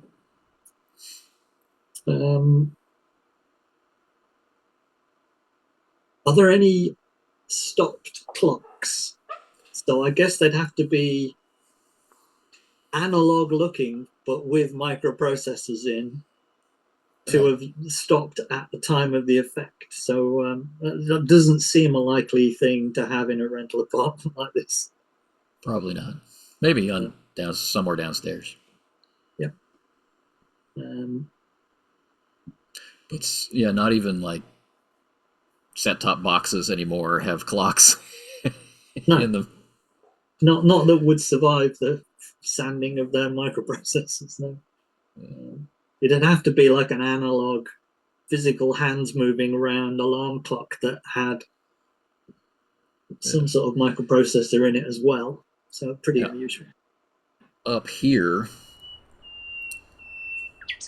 inside the enclosed area, there's a bench, like a cafeteria seating style bench along one side. Like you could sit here on some kind of captain's chair stool with your coffee and look out over the mountaintop if it were rainy, or you could sit out on a wooden bench in the open area, and peer down over your neighbors or look up into the fog. It'd be a nice location. But there is a double-sided mirror here, like for cosmetics. Like one side is a magnifier. Yeah. Incongruously sitting on the counter. I guess flip it over to take a look in the magnified side, or which side was facing out? The magnified side was facing out. I imagine if you had a new face, the first thing you'd want to do is have a really good look at it. Yeah. Has this been dusted for prints? It hasn't. I'll get my my kit out of my bag and I'll do a bit of print dusting. Okay.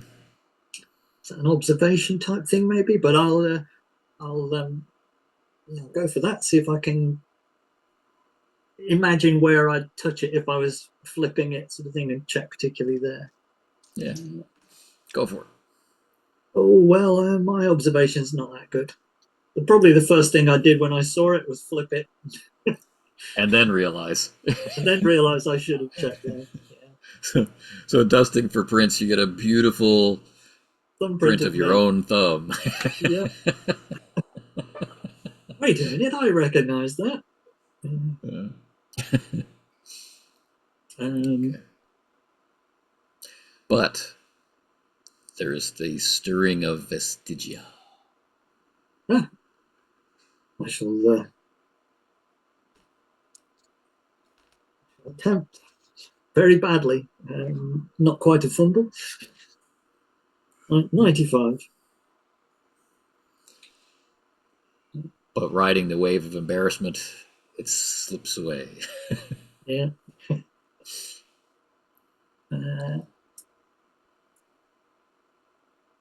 But okay. yeah, I had to come up here, and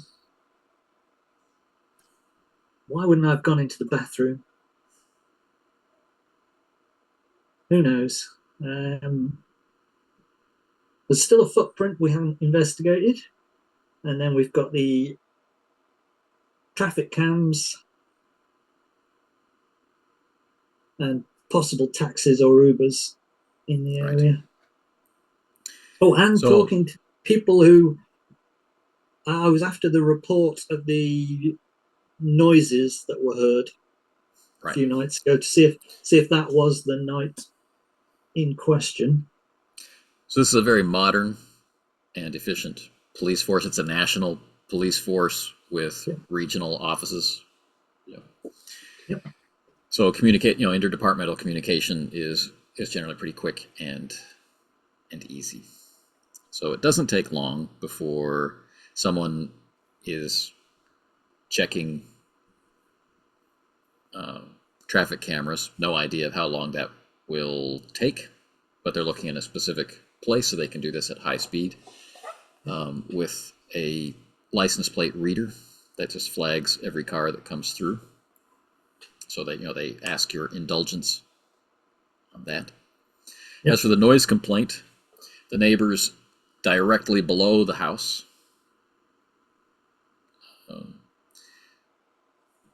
reported noise, and as they thought no one was living there, right, they were surprised and they wanted to complain. It's an older couple.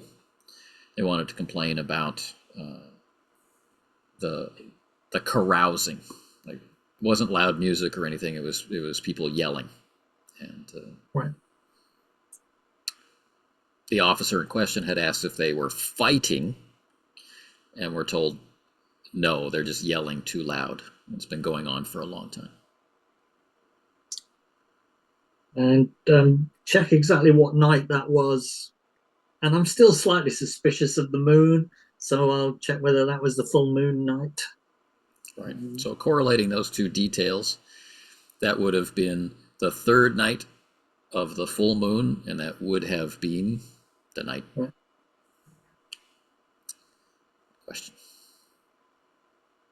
I think we may need to speak to your brother to find out if the moon has any significance for nine-tailed foxes. I can't believe I'm saying it, but that's where I think I'm up to. Well, let's go take a look at this footprint that was. Do you want him to come here? No, I think we could. I don't know how far away he would be. I don't want to put him to any unnecessary bother, but maybe video chat. Video chat would be great. Yeah. Oh, you're doing it now, right? It's still nighttime here, is it? Oh yeah, it's past midnight now. Oh, so you're starting to wake up. Yeah. Yeah. It's only just occurred to me there might not be a convenient time for others.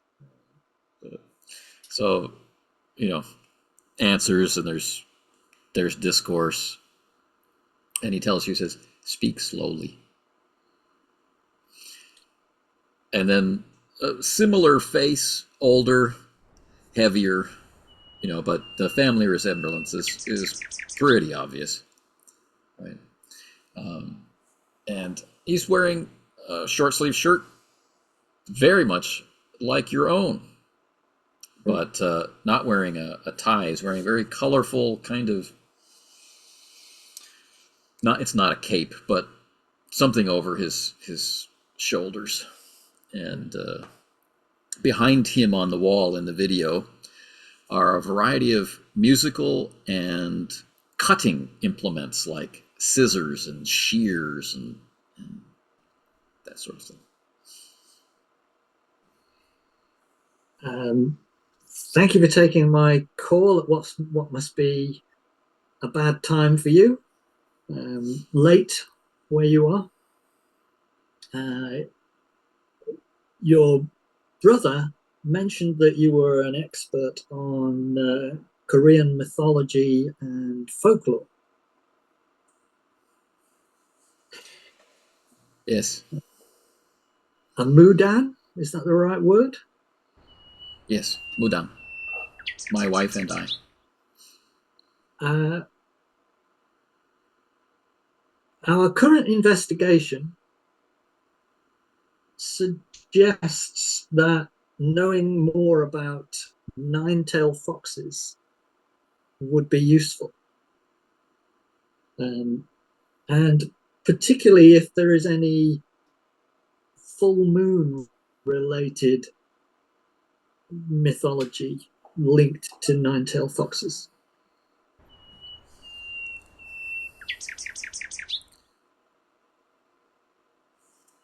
The new moon is a time of beginning. The full moon is a time of ending.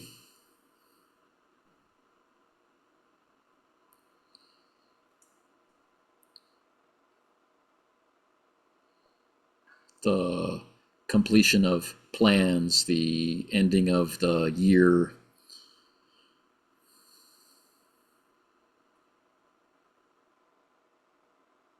Anything specific that a nine-tailed fox might want to do at the time of a full moon, the ending of a plan, then perhaps. The fox seeks always to better themselves. The mountains, the nighttime, they're cold, there's no food, hunting is hard. The fox sees us and is jealous of our homes and our families and wants what we have, what it does not have. So finding the feeling of envy, the hunting, the understanding, and then the taking. And is there any way of locating or detecting the nine-tailed fox? I believe they can mimic other people.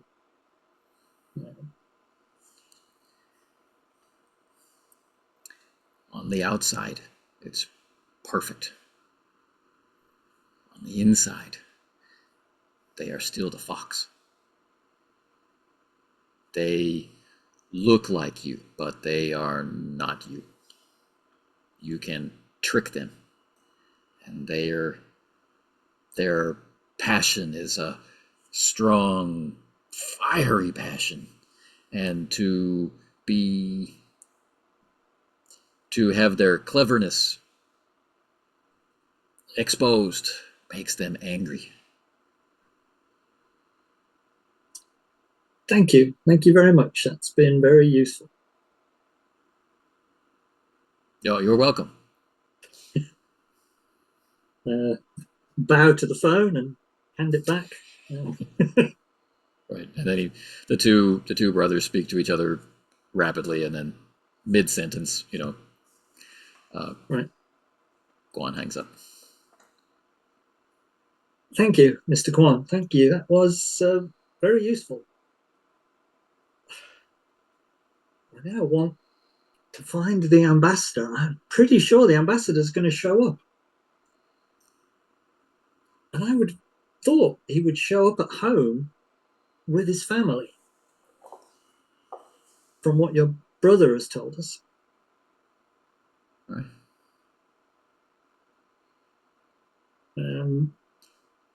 After the footprint.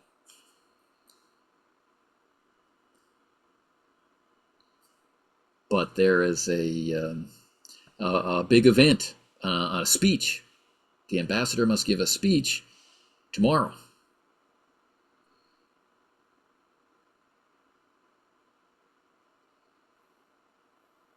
Then we'd best get to wherever that would be. So he has the official office, but he doesn't like to write in his office. And there's the official residence, but his family's not there, so he doesn't like to go there. So there is a small apartment near the embassy in Dongdaemun, where I often go to help him finish the Korean translation.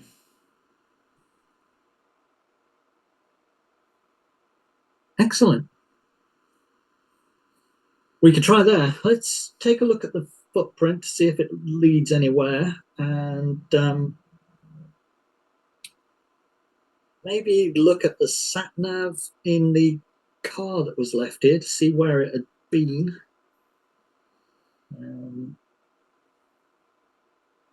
I think I'd still like to speak to the old couple who live on the next house down to see if they saw anything, if they've had any trouble with their electronics on the nearest edge of their property. All right, so moving downstairs and out across that yard, past the sharpening stone, to the footprint. The footprint, now again in context, deep. The moon is setting behind the peaks, a spray of stars across the sky. There's just a hint of what autumn might feel like, right? Just the barest scent of salt in the air. But mostly it's just that humid, cloying, damp, exhausting night. But that footprint is pointed away from the house, not an interloper climbing in. Right. but someone standing, looking out, or climbing out. A man's shoe print. And were shoes left behind from the discarded set of clothing? They were not, but it would be traditional to take them off. Yeah, so they'd have taken shoes off at the door, redressed from whatever was brought in the suitcase, and then put the shoes back on as you left. And presumably, no high-heeled shoes were left at the door, so they must have taken their ladies' shoes away at the same time.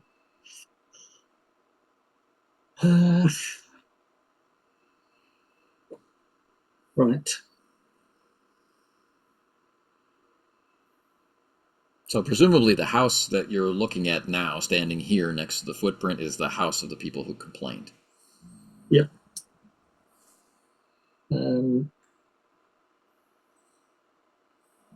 Have they been interviewed, or are they aware of the?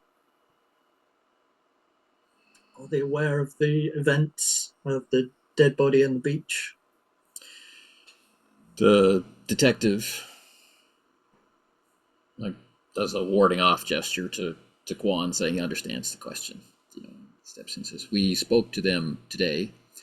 They don't want to get involved. They don't want to answer any more questions."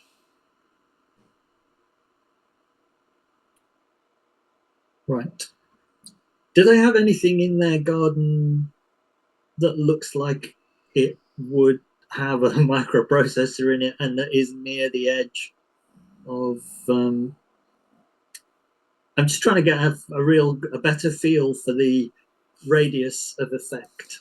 So, is there anything that's looking at it from here, all the lights that are on are, right? Everything works. Everything. There doesn't seem to be a dark spot or something along those lines. No solar panel lights stuck in the ground that are that mysteriously off on that edge. Right. So that gives us a maximum radius of effect.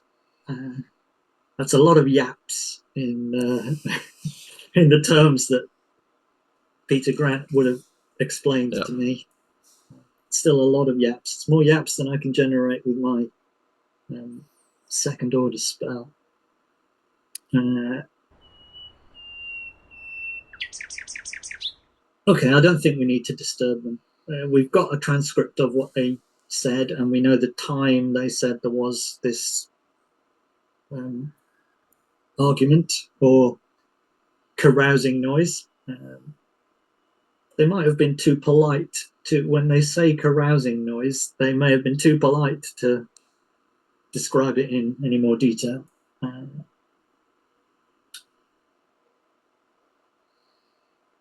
Why was the security chief killed and dumped down by the beach?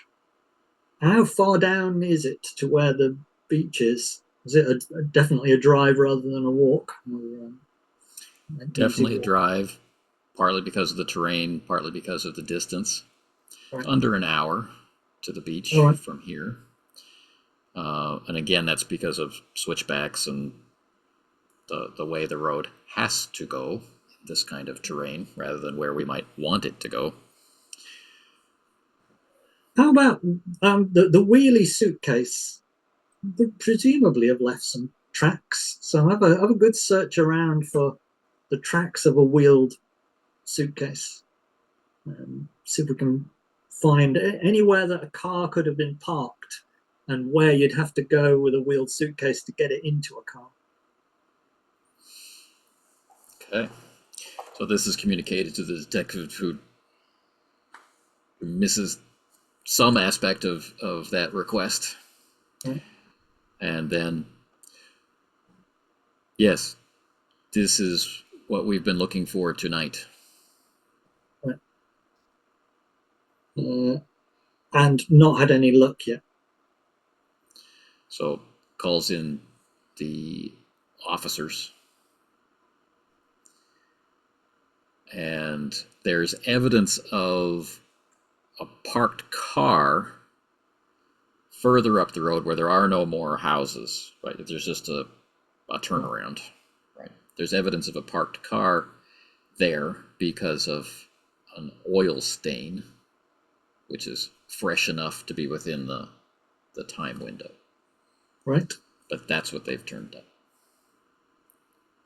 Go down and take a look and see if I can spot any drag line of. I'm expecting there'd be 2 sets of footprints and a drag line of a thing. I think the ambassador and the security chief might have walked back there together. Thinking.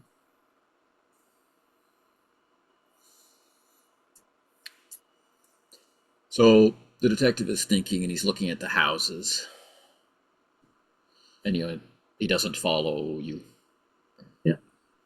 Any doorbell cameras that would have caught that? Yeah. So up in it's not really a roundabout, it's just a slightly wider section of where the road ends, and someone thoughtfully made it circular. There's just tall grass and weeds and bushes along the side of the curb up there, and it's all paved. So, uniforms are shining their lights to try and add to the glow of the one street light. I'll join in too, Wayne, and take my time having a good look round. So a lot of things happen all at once. The detective comes back, having followed the same train of thought that you did about security cameras or doorbell cameras or whatever that may have shown this direction. No luck there, but the traffic camera report comes back.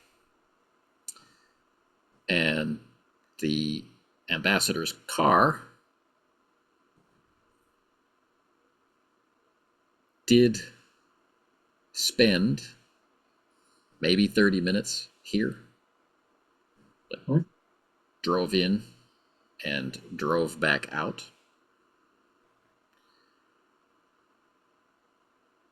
And did the security chief's car arrive in that 30-minute gap? The security chief's car arrived days later. Yeah. And the rental agent's car, the first time the ambassador's car comes, they're together. Yeah. And then the ambassador's car leaves, and then there are multiple trips by the rental agent, but alone. Right. And this is a Kia Caravan, right? Sliding doors, both sides, kind of minivan. Right. So there could have been someone in the back not seen. It's when you say sliding door, do you mean a sliding door to a van part rather than to seats? Yeah. Right. Yeah, the ambassador not wanting to be seen could possibly have been in the back of the realtor's car. So this video is available. The detective is kind of keeping his memory fresh by explaining it by moving through the video. Yeah. And so I'll be scribbling a timeline down in my book, and the interesting bit to me is that the security chief turned up a couple of days later and then was found dead at the beach. Yes. So he was found dead while you were in the air. Yep. At least I have an alibi. I don't know about you guys. It definitely wasn't me. Yeah. In that case, we're looking for, from the security chief's car, what time did it arrive? And then was there a trip by the realtor to meet the security chief, perhaps? Because that would indicate that the creature can use any of its previous shapes. That's what it would indicate to me, if I'm not barking up the wrong tree altogether.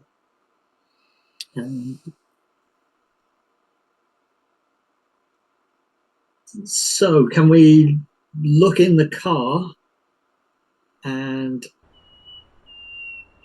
can we tell from the sat nav when and where it was, what time the guy arrived here? I'm not sure you can tell that from sat navs, if they keep track of the times. Well, they can tell where he had gone. Yeah. And so we have locations of all of the ambassadors' common addresses. Yeah. Guan is able to sort that detail out for the police officers. That all of these, are like a methodical checking of those locations, and then directly comes here from that last sole address, right, which is the small apartment that Guan mentioned. And then there are no more entries. The car presumably has been sitting there since arriving here. Try and start the car. Oh, actually, do we have the keys? Are they either on the body or in the car? Yes. It's a smart key, and so that would be in evidence with the body. Right. But it's something that can be obtained. Yes.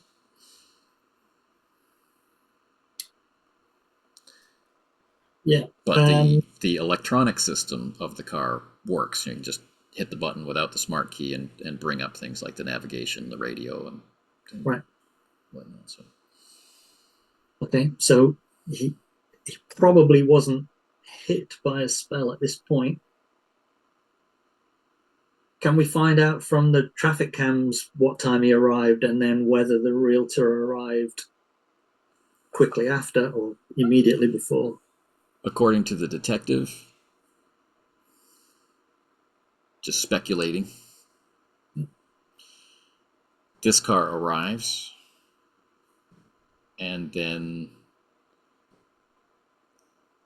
just enough time to travel from the real estate agent's office to this location passes before the vehicle arrives.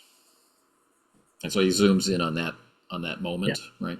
So we've got this minivan, normal looking minivan, and it has advertisements like painted on the side. Right? It has two different businesses. One looks like an English school because it's written in English.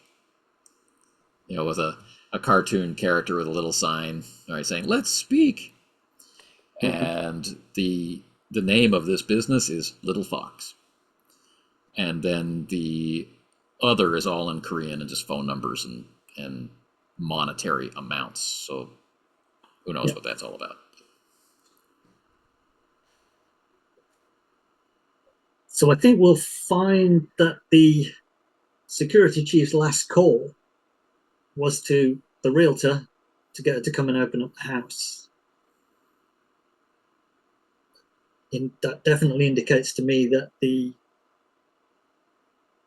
creature, I better not say that out loud in front of the detective.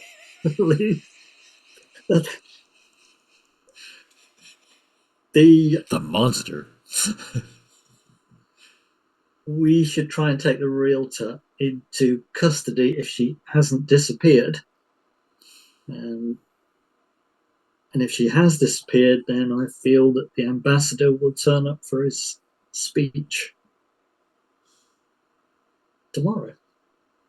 Right. So this sparks a series of radio calls and phone calls.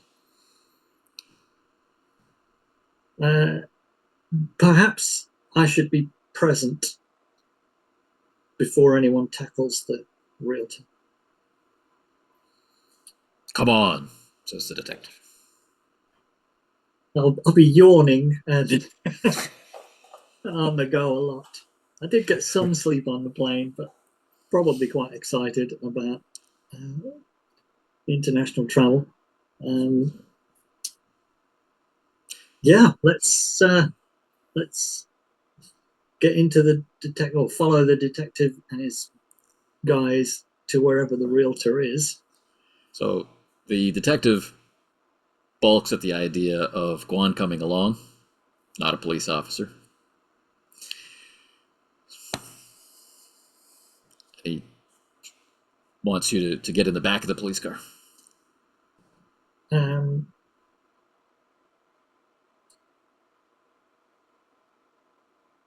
Okay, ask Guan whether he wants to accompany us.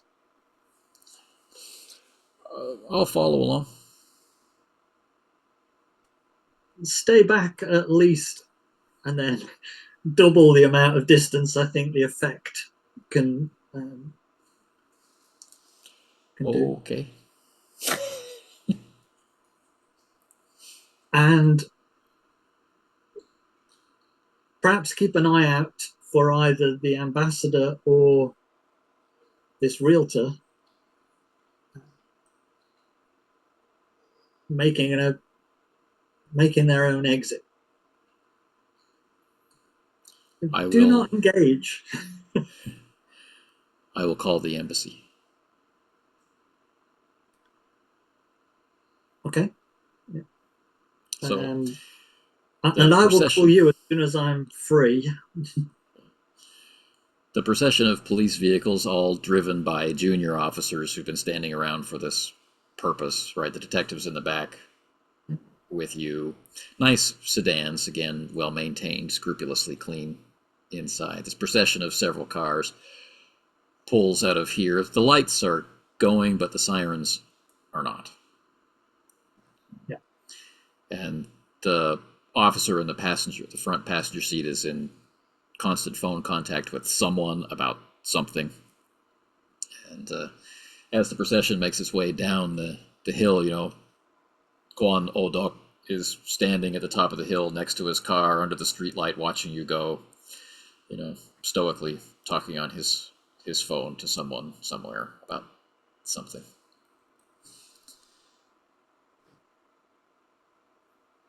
And downtown you go. Down at sea level, the air is different, right? That faint salt tang is a little stronger. The air is really muggy, really wet, and it's pushing on 4 o'clock in the morning.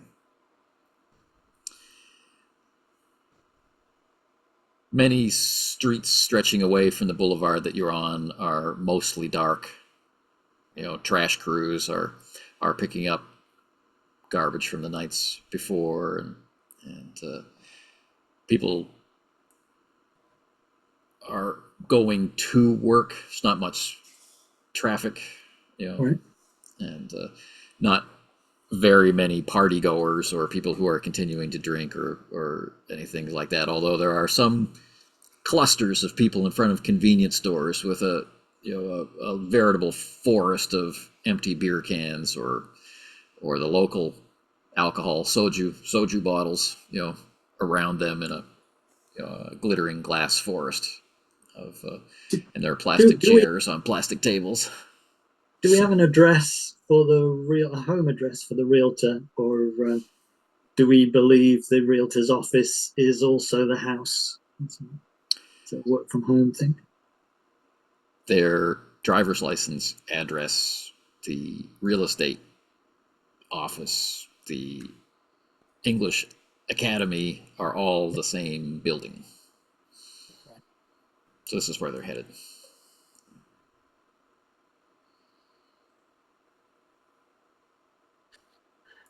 I'll slip my handcuffs out of my go bag and put them in my pocket, and the bottle of whiskey.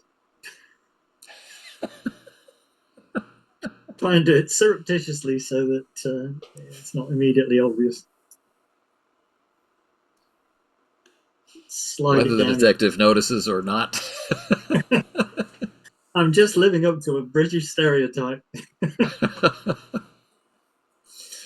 Right.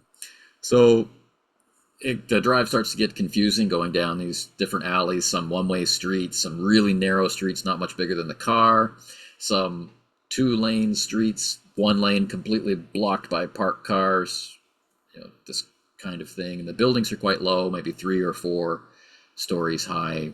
Ground floor is some kind of storefront or just empty, and the upper floor is some kind of apartment or second floor business, that kind of thing. When the procession comes to a stop and the detective points over the shoulder of the driver, right, toward a building, the lights are out except on the top floor. Right? See, there's some kind of office space with its business sign off and its close sign, displayed.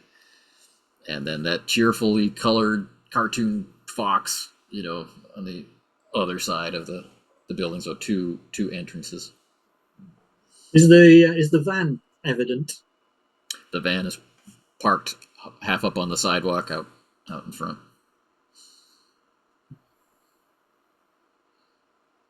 I'll ask if I can take a closer look on my own first, as I think there may be something that my specialized knowledge will help with.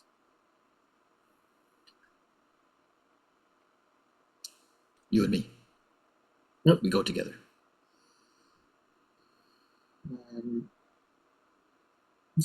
You stay behind.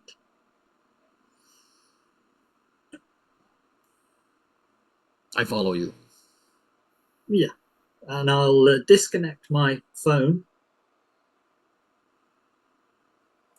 get to a reasonable range for car killing, and I'm going to disable that van. Okay. I'll take my time. I'll make sure the guy is far enough away and I'm facing away from him. Look over my shoulder every now and then. Right. Far enough away that I won't ruin his equipment. And okay. Give it a try. Concentrate, make the shapes. And, step by step. You can do it with advantage because you are taking all these extra precautions and there's no urgency in the moment. No urgency. Well, it was a good job I did, because it would have either been a 98 or an 08. So I'll take the 08. I would too. Yeah.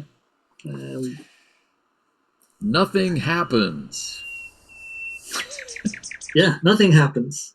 But I feel the forms, the form clicked, and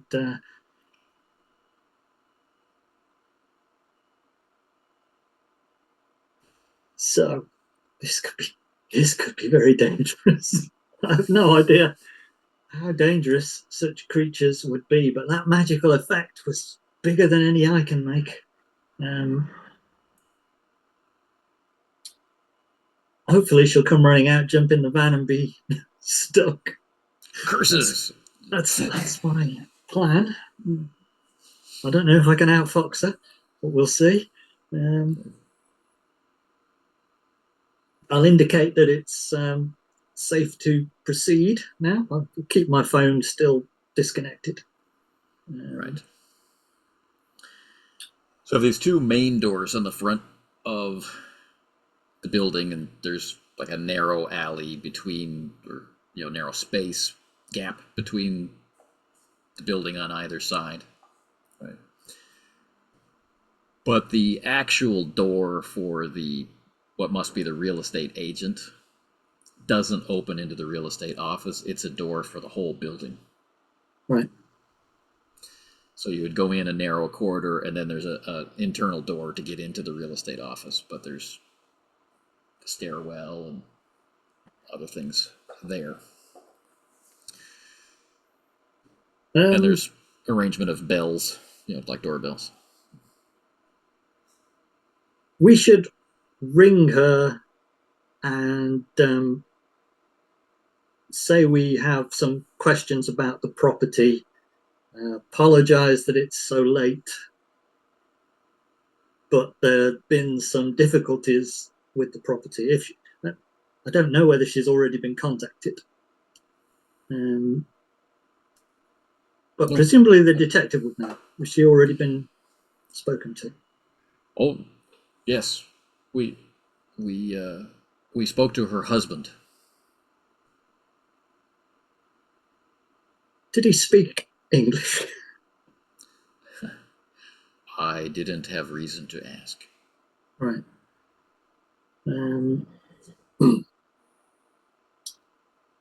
Well, yes. I will call him.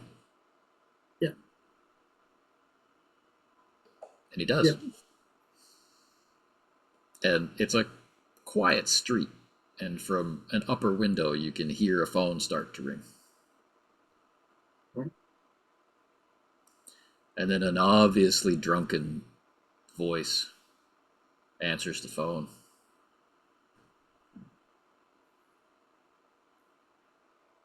Yep. And he's saying something that sounds like Yobo over and over again. The detective puts his hand over the phone and says, "He's very drunk. He thinks I'm his wife." What's the equivalent of buzz me in, I forgot my key?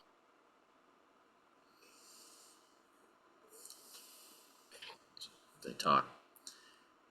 And then there's the sound of the door buzzer. I really should have got a warrant. I'll think to myself afterwards. But well, you're with the detective. I'm with the detective. Yeah, I'll assume that this is okay. I'll head in. Is this as a sort of public building at the ground floor? Yeah, this part is. Yeah. Keep my shoes on. Head up towards wherever the ringing came from. Try and find stairs or a lift. 3rd floor. Yep. No elevator. Just stairs. Right. Fake marble, kind of look in a reddish kind of color. Yeah. Yep, head up there. All the way up. Between the 2nd floor and the 3rd floor, the stairwell is encased in bars, like chromed bars.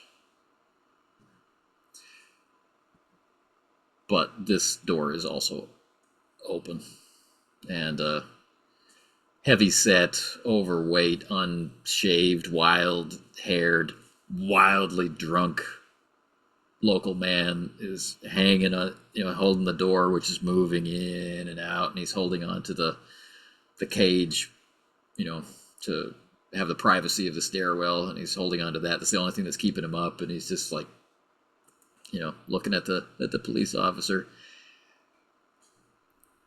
plaintively.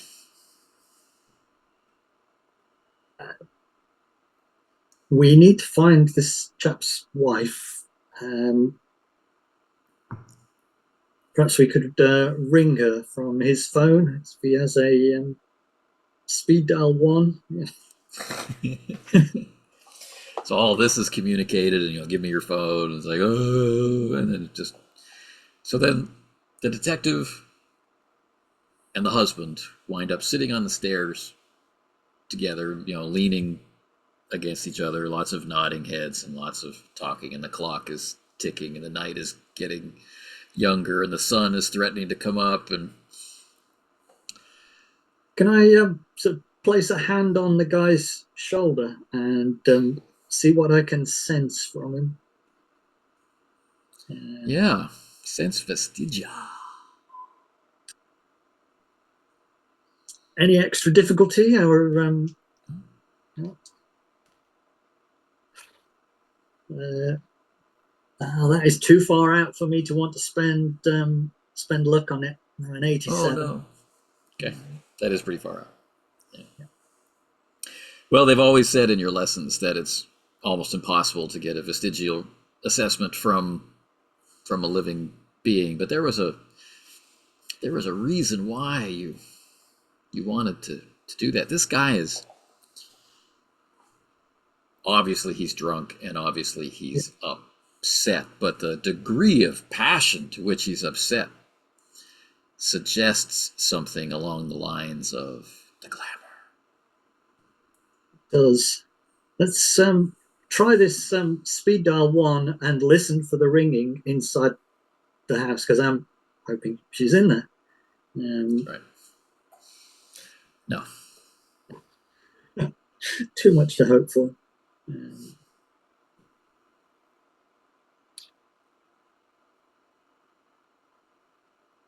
Well, he's drunk enough to agree to this. Ask if we can go in and have a look around.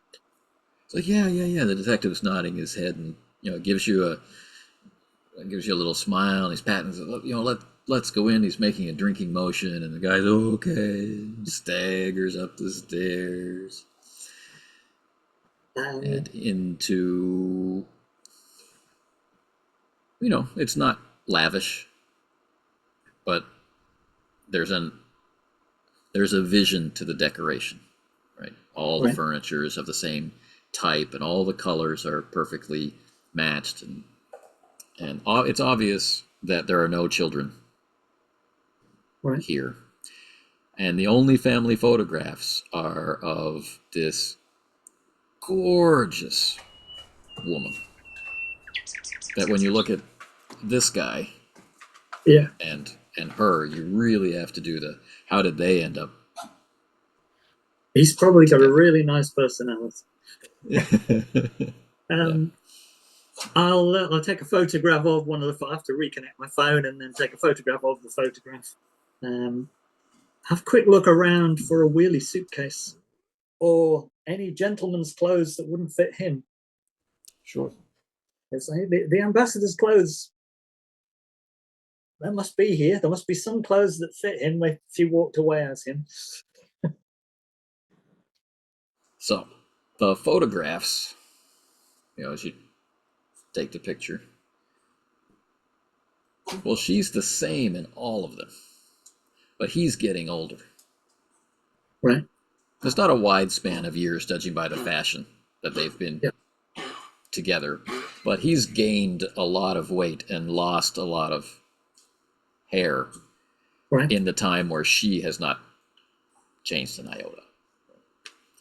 And there is a closet with suitcases in it with an obvious void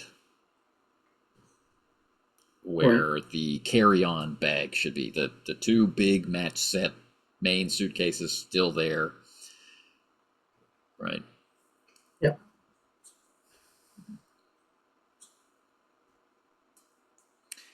Her clothes, all of her clothes, still there. And the right size for our suspect. Right. Yeah. Just to cross all the I's and dot all the T's. So cosmetics and all the accoutrement of life as a woman are still here. Right.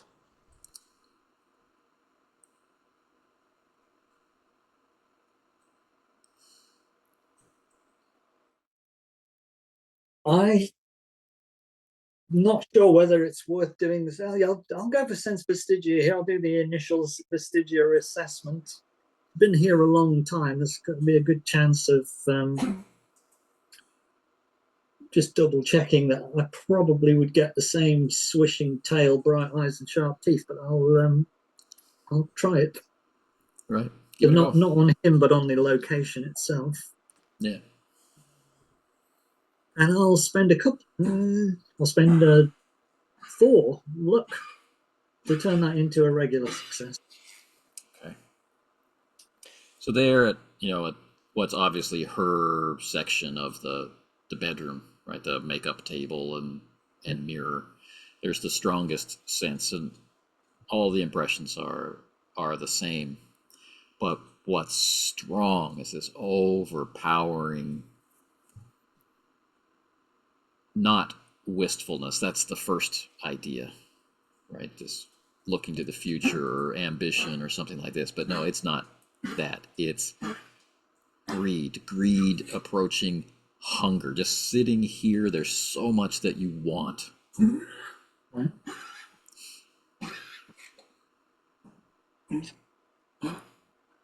Then we need to go to where the ambassador would be. He's preparing for this speech. Okay. So the detective helps you get extricated from. This involves putting the man to bed. Yeah. Quietly closing the door, quietly shutting the stairwell door, and going down the stairs, and closing the outer door. And... I feel bad about the car now. Never mind. Serves them right. Yeah. All right. So we think there's a small apartment near enough to where the speech is going to be that it would be a sensible place for the ambassador to go. And it's so they probably return already... you. They return you to the police station, right, where Guan is waiting. Yeah. Meet up with Guan, fill him in on what he's missed.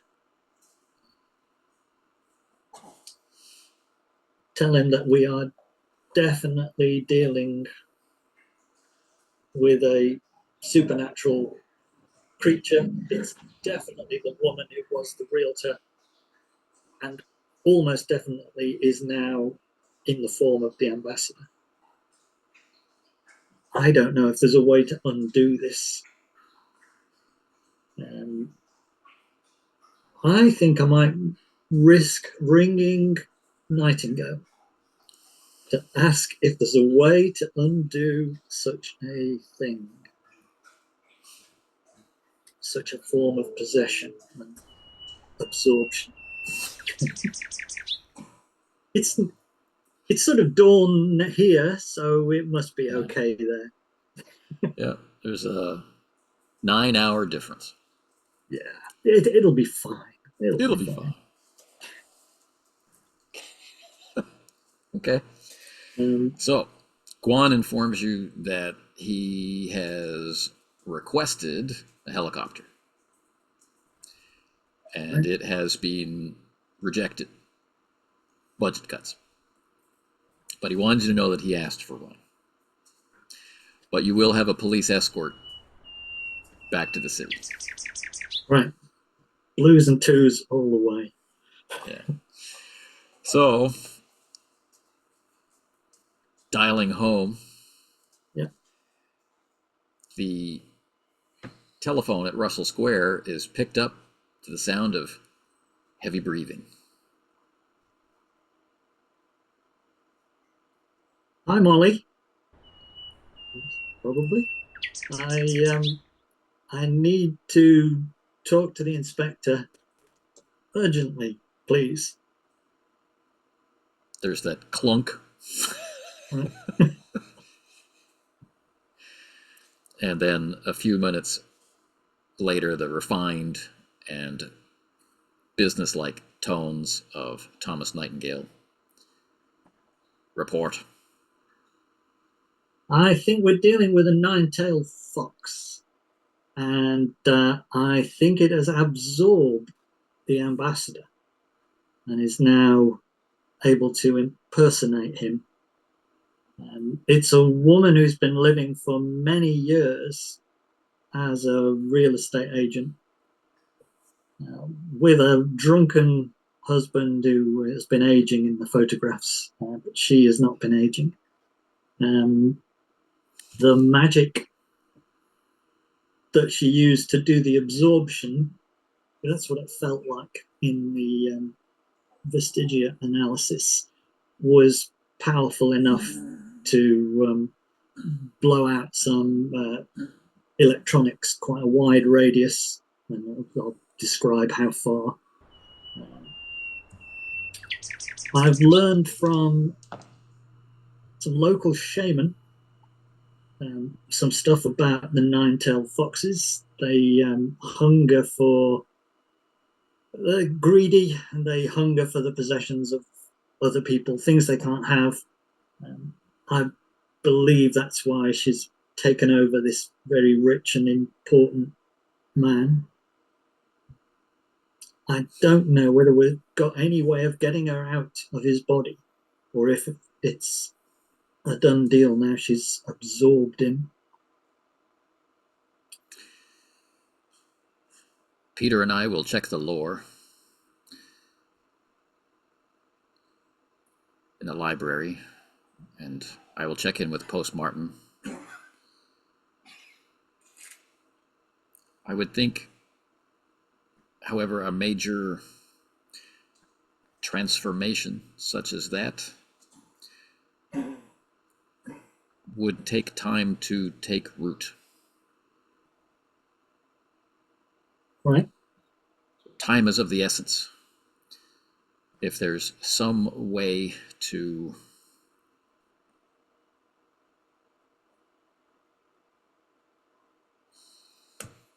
get close, your senses may be your guide. Yeah. Everywhere I go, there's going to be local plod. Roy, you must not hesitate to put this creature down. Right. Well, you can explain to Maureen why I'm locked up in a Korean jail for the next 20 years for having killed the ambassador. Yes. I'd rather not do that. Yes, Peter, I quite understand that we shouldn't assume the creature deserves to be put down, but thus it has already murdered. It does seem to have already murdered the security chief. We'll get right at the investigation. We can reach you at this number? For the moment, yes, but if you can't, then please try this number and I'll reel off Quan's number. Got it. Carry on, Roy. Yes, sir.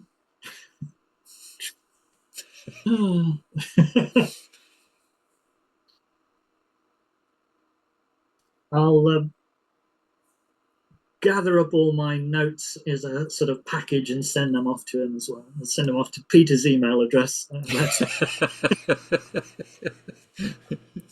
Yes, I'm more likely to read them.com. Yeah. Yep. You can pass on whatever is required. Okay. I can see this being a very dangerous showdown. I had a plan if it was the drunken man, but when it turned out to be a drunken man, my plan would have failed. I had a plan involving the whiskey that you can't have to lure them into going for it, but that would not have worked with the drunken man. It would have been perfectly natural for him to have tried to get to the whiskey. Yeah. Right. All right. Yeah, I'm going to try high-speed drive to Seoul. A high-speed drive, and I'll try and get to sleep during it. All right. I think that's reasonable. While being thrown apart from side to side around corners. Yeah.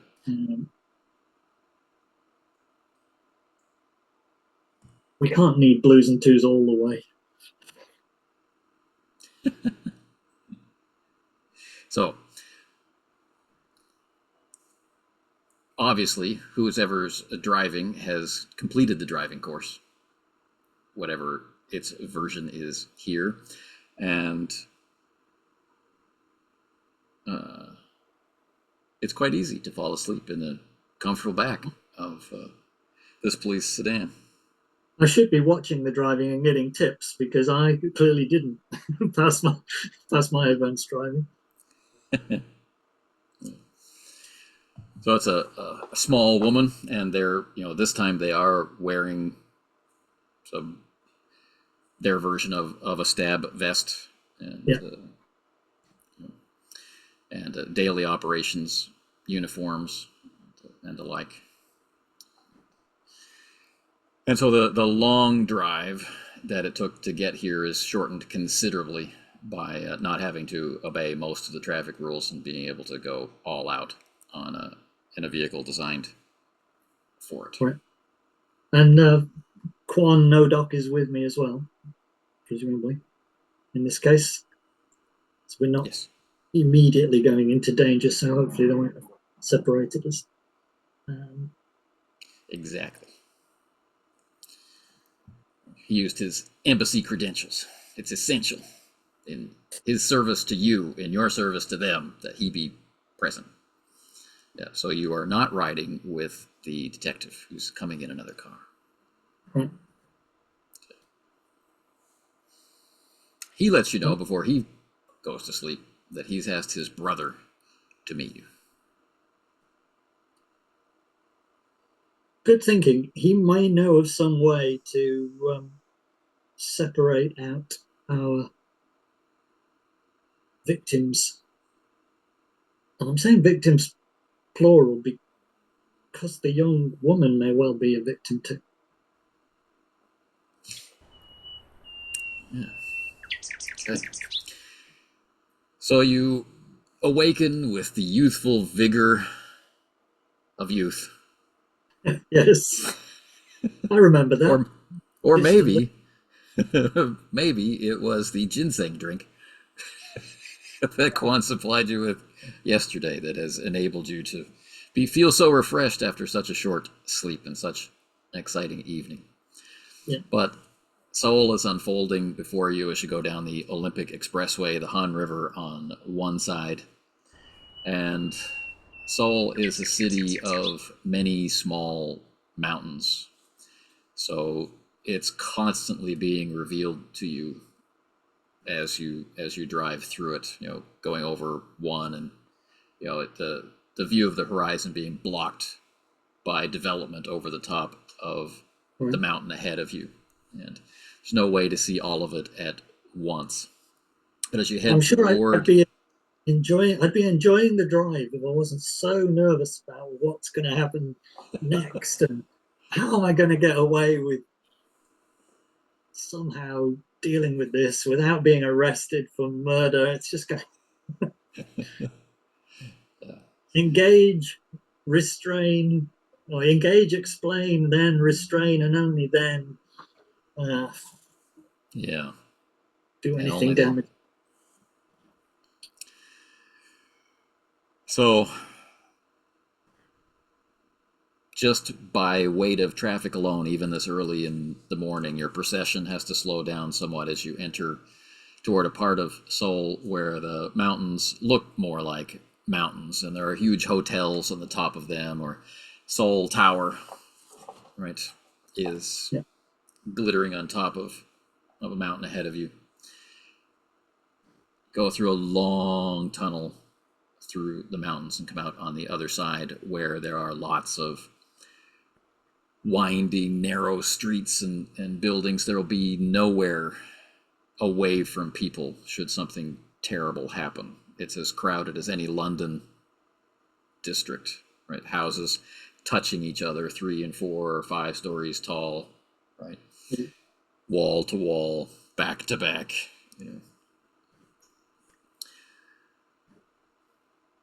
Ask one to check with the embassy whether the ambassador has turned up yet, whether he's rung in and said he's going to make it to the speech. So he wakes up at your prodding, and there's like 10 missed messages on his phone. Checks in. The ambassador has said that he will be giving the speech and has arranged for security to pick him up at this address in 2 hours. Right. Let's go to that address and pick him up. We're security now. Right, so he tries to straighten his tie, and he feels at his face. There's not much stubble there. He looks pretty much like he did yesterday. And gets his collar right, and says, "I'm expected."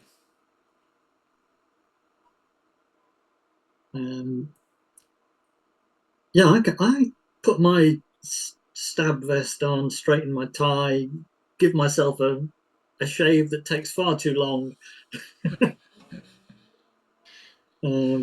Really manicure myself, and get my baton in my belt and my handcuffs dangling on my belt. So I'm not actually in uniform, but I definitely look like security. Right. The procession parks. There's a brief discussion between Guan and the officers start moving the cars around. And Guan lightly taps you on the shoulder and points at this very large black SUV. It's my brother's car. Oh, there's clearly money in being a Muda. Until today, I thought it was all trickery. Now I wonder if I owe my brother an apology.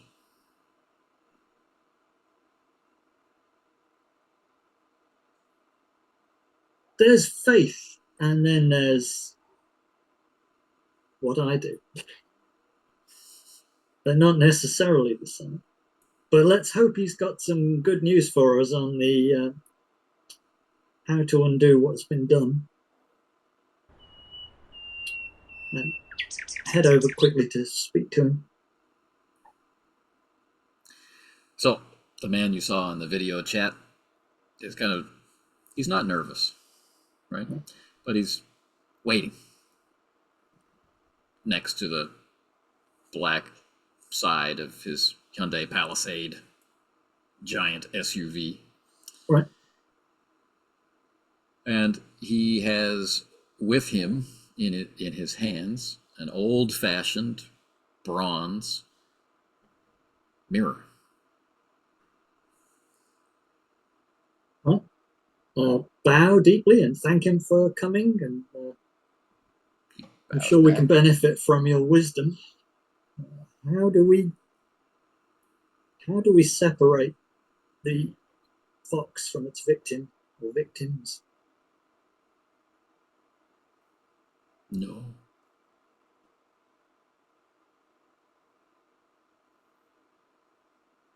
The ambassador is gone.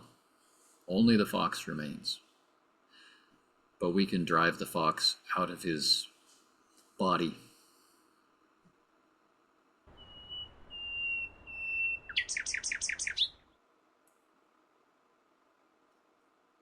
Well, that's unfortunate, but if that's the best we can do, then that's what we must do. Otherwise, I'm sure it will not be satisfied with the wealth of the ambassador and will move ever higher.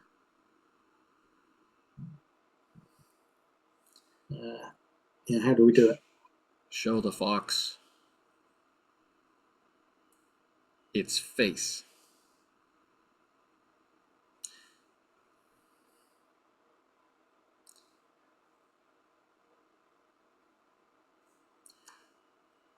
With light.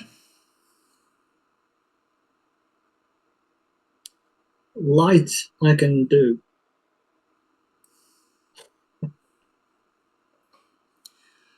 The most bright light from deep within. Show the fox its face. Right. I will stay here if it flees. And he kind of opens his coat a little bit, and there are big knives and, strangely, scissors under the coat.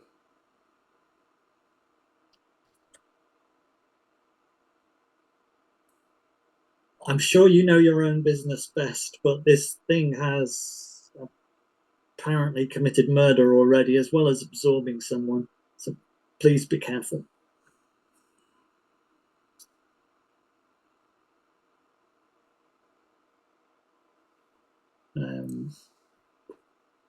He hands you a little bottle of ginseng.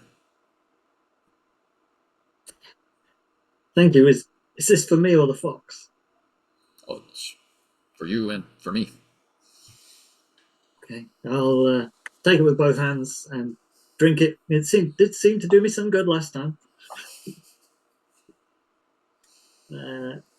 Yeah, we are the security detachment for picking up the ambassador, and hopefully the added benefit of having Quan, who he already knows, on hand is going to carry off that bluff. Yeah. So we've got Quan, we have you, and we have a member of the local constabulary moving toward the house.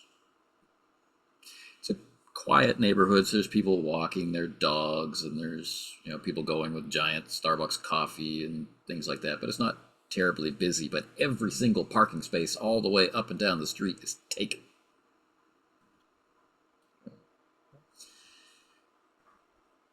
So, a social roll, please.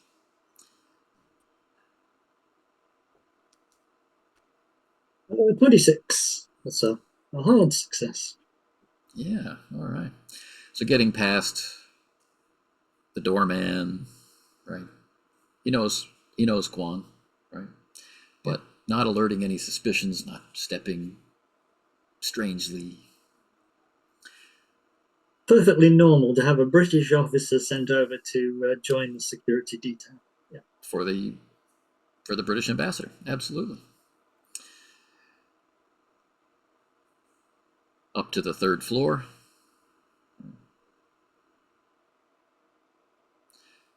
And a man's voice. It's open. I'm almost ready.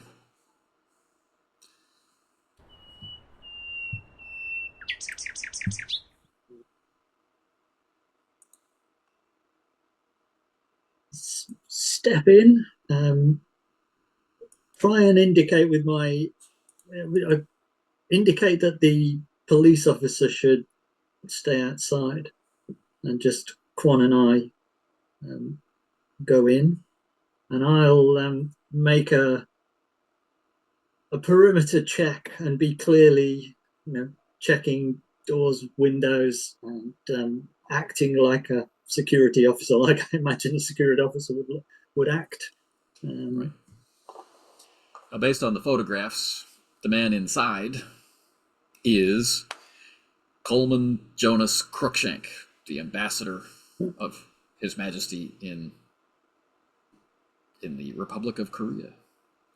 He turns around, his tie half finished, extending a hand. Yep, I'll shake his hand one-handedly, as he would expect, and not an honor to meet you, sir. We're to escort you to the speech. Yes, good, thank you. Guan, I made some changes. I don't think I'll need your help, but take a look at it. If you like, I'll just gonna choose a different tie. I don't like this tie. It's weak.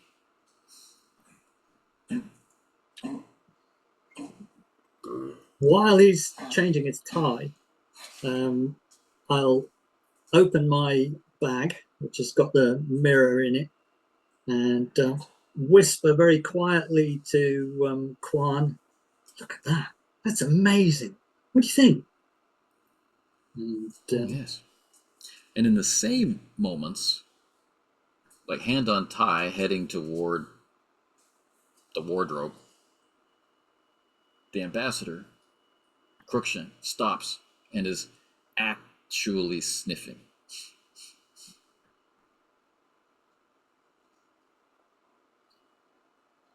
I don't think I've ever seen one of those before. I'll be still whispering, but I'm assuming that Can our you sell it? quarry has heightened senses. Can you sell it? Give it a I try. can, I can I can sell probably it. sell it. Would this be selling it with social? Yeah. A Yeah. read person? Yeah. Social. Read person. Let's go with read person. Read person. Okay, well, fortunately, they're both good. So 25 is well under the 60, so a hard success. All right. Oh.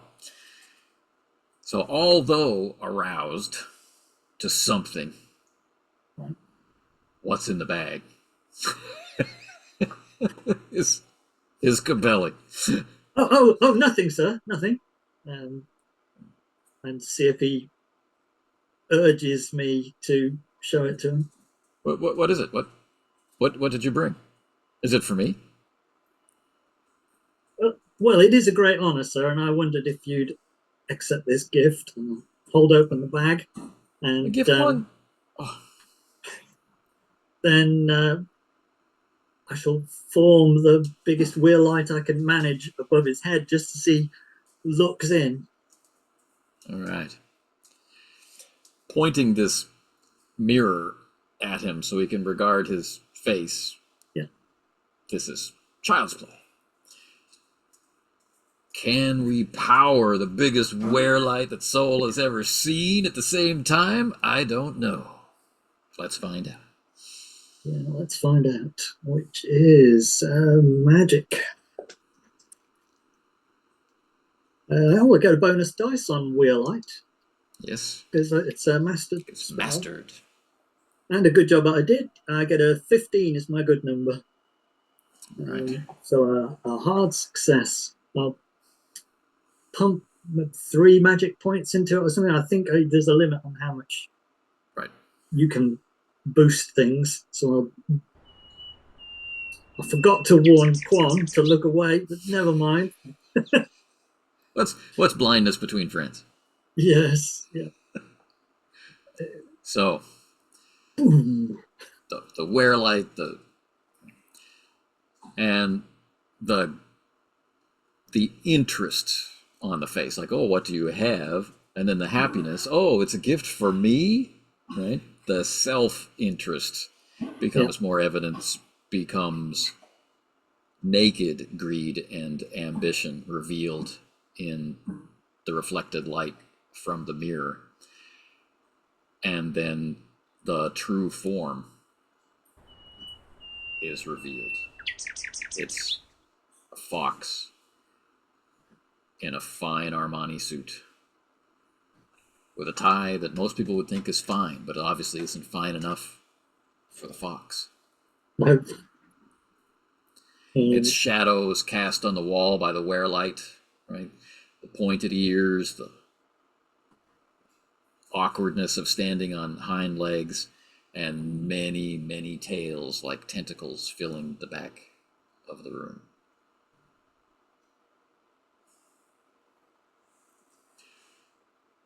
And it knows, and it recognizes that smell of magic. It recognizes its carefully laid plans have been wrecked, and it attacks. I'll fight back in this case because I don't want it to get at Quan. So I shall try and get between Quan and it and fight back to restrain. Oh, okay. Well, its claws rake along the stab vest, shearing off the police lettering and knocking you and Quan backward, not off your feet, not off balance, but forcing you backward by the force of it. But you can feel the tremendous strength in this compact form, but Nothing's broken, or you're in a surge of adrenaline.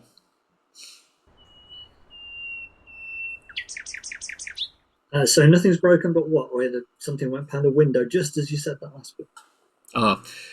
You're probably not hurt, or youthful adrenaline is making you ignore the pain. Yeah. Does my assessment of its strength mean that I think trying to restrain it will be impossible? It would maybe require more than one officer.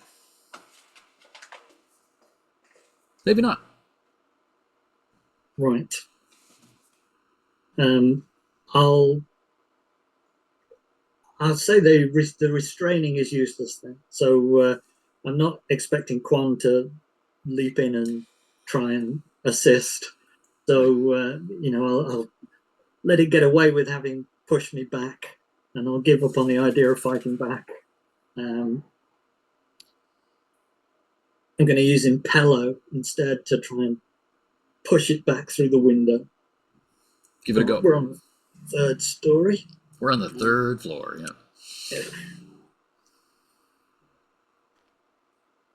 50 is enough, I think. Yeah. What's my magic? Yep, 50 is enough, but only for a regular success. Want to try and boost Impello? I don't think I can because I haven't mastered it. Yes. So it would just be a damage roll with 1, unless there's anything opposed for magic attacks. Just check if anything gets opposed when you're doing a magic attack. All right, so I need a power roll from you. Yeah. And actually, this will be hard. Okay, power.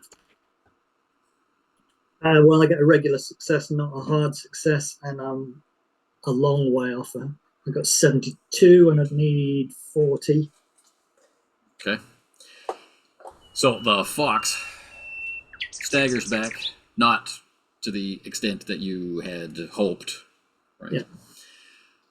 But breaks the window. And this has to be setting off some kind of silent alarm or whatnot in a situation like this. I imagine the light would have burst out through all the windows like a flash grenade going off or something, so people will be looking in that direction anyway. Yeah. Unless, of course, the silent alarm would have been dusted by the magical effects, but it's hard to say where it is in relation to you. Yeah. It's a big room. It's a big. Okay. So he's been knocked back against the window. He's takes a moment to shred these binding and constricting clothes. So not directing his fury at you, but instead tearing them off.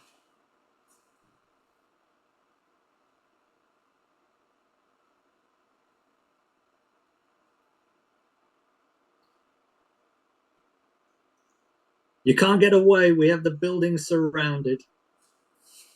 You're under arrest, Foxy.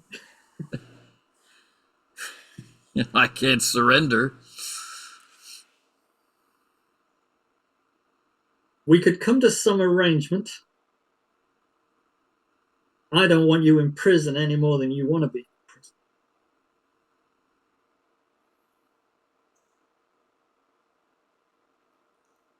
Speak.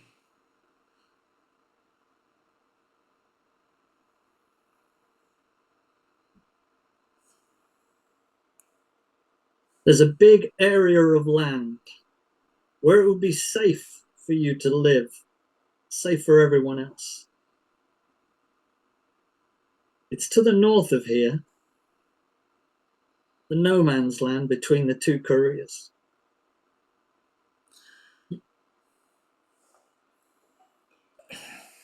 You might want to live in such a place. But I like hot and cold running water. I like room service. I like food that comes when I call. You'll really enjoy the room service in jail.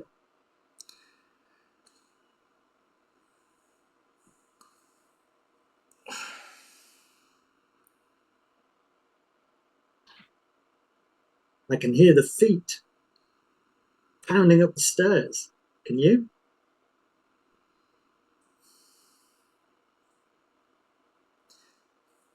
So that, although it's not human features to read like you would a person, there's a look at the window and how it's barred and not easily escaped through the stairs where you are and presumably other officers. The walls of the room, the ceiling of the room, like there's nowhere to go, right? And there are footsteps coming up the stairs, but they sound like high heels.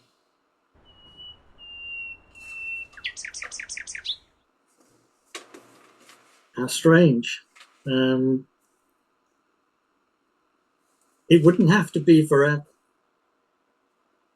Give me a promise. 50 years. And I'll let you go. I'm completely bluffing about being in control, obviously. Obviously. But let's see how well that goes. Right? Let's try. It has to be social. Let's try social. Yeah. Do you want this to be hard? Because he probably thinks that he's... Well, the fox probably thinks that I'm not very in control. Hard's fine. Yeah. 98. So no.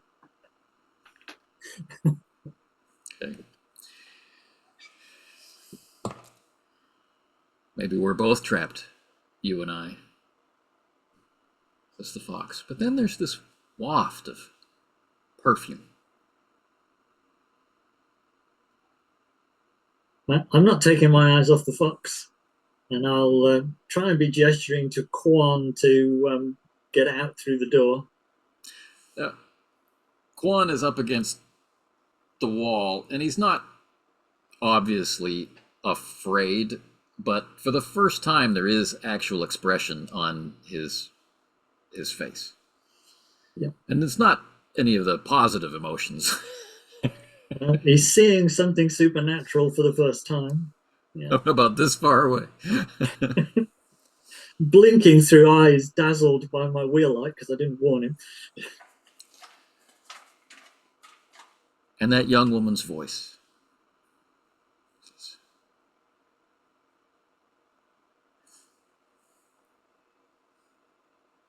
I'll make sure it keeps that deal. I'll turn to look. That's the finely dressed young woman who studied in London. I'll bow deeply. Are all the officers of your SAU as peace-loving as you? I think they are. But they're not all as handsome. Who could be? I'll grin. And we close this chapter in the life of DC Roy Cain. After completing a case file far from home, bereft of support structures, clinging only to the knowledge given to him by his master, how to behave with respect, how to treat the demi-monde, the value of life. Thank you very much for playing. Thank you for running. That was excellent. I really enjoyed it. What do you think of Roy Cain? I'm enjoying being him. It's good. Yeah, I liked it. It did throw me when you suggested playing not in the metropolitan area and then without the support structures. So it did really throw me. I thought, what are we doing? Playing Rivers of London without London or rivers. But yeah, it was good. But there is a Very big unsure river. what to how to bring about the conclusion. Very unsure because the fox seemed unbeatable physically if it was really that strong. So I was glad there was a way to resolve it. It's very enjoyable. Yeah, it would have been had you gone into fisticuffs. I would predict a beating and an escape, just if the dice working normally. Yeah. If the dice, chose to throw a critical your way, you know, Right. although it's I pretty hard deliberately in this game to get a critical. Yeah. I chose a non-combat focused character with all the social skills really, Yep. and put most of my characteristic points into power and intelligence rather than into strength and con. Yeah, which I think allows you to get a nice resolution from this, like rather than it going where you encounter strange supernatural forces like Nightingale did in India, but they kind of elude him and he never really understood what they were, that kind of thing. You ended up getting off on the right foot with the local river, and And yeah, I like being able to find Quan's brother-in-law or brother and getting that extra information. That was very. It felt very natural rather than being forced. being willing to talk to. I don't want to talk to some hick shaman, some hedge magician, Yeah, yeah. I enjoyed it. Very good. I liked it. I liked it. Had a good time. All right. Okay, then. So I am going to end the recording, and we can talk a little bit after that. But Right. for everyone watching, until the next time, take care. This has Right. been Rivers of London, but not in London. Evening all.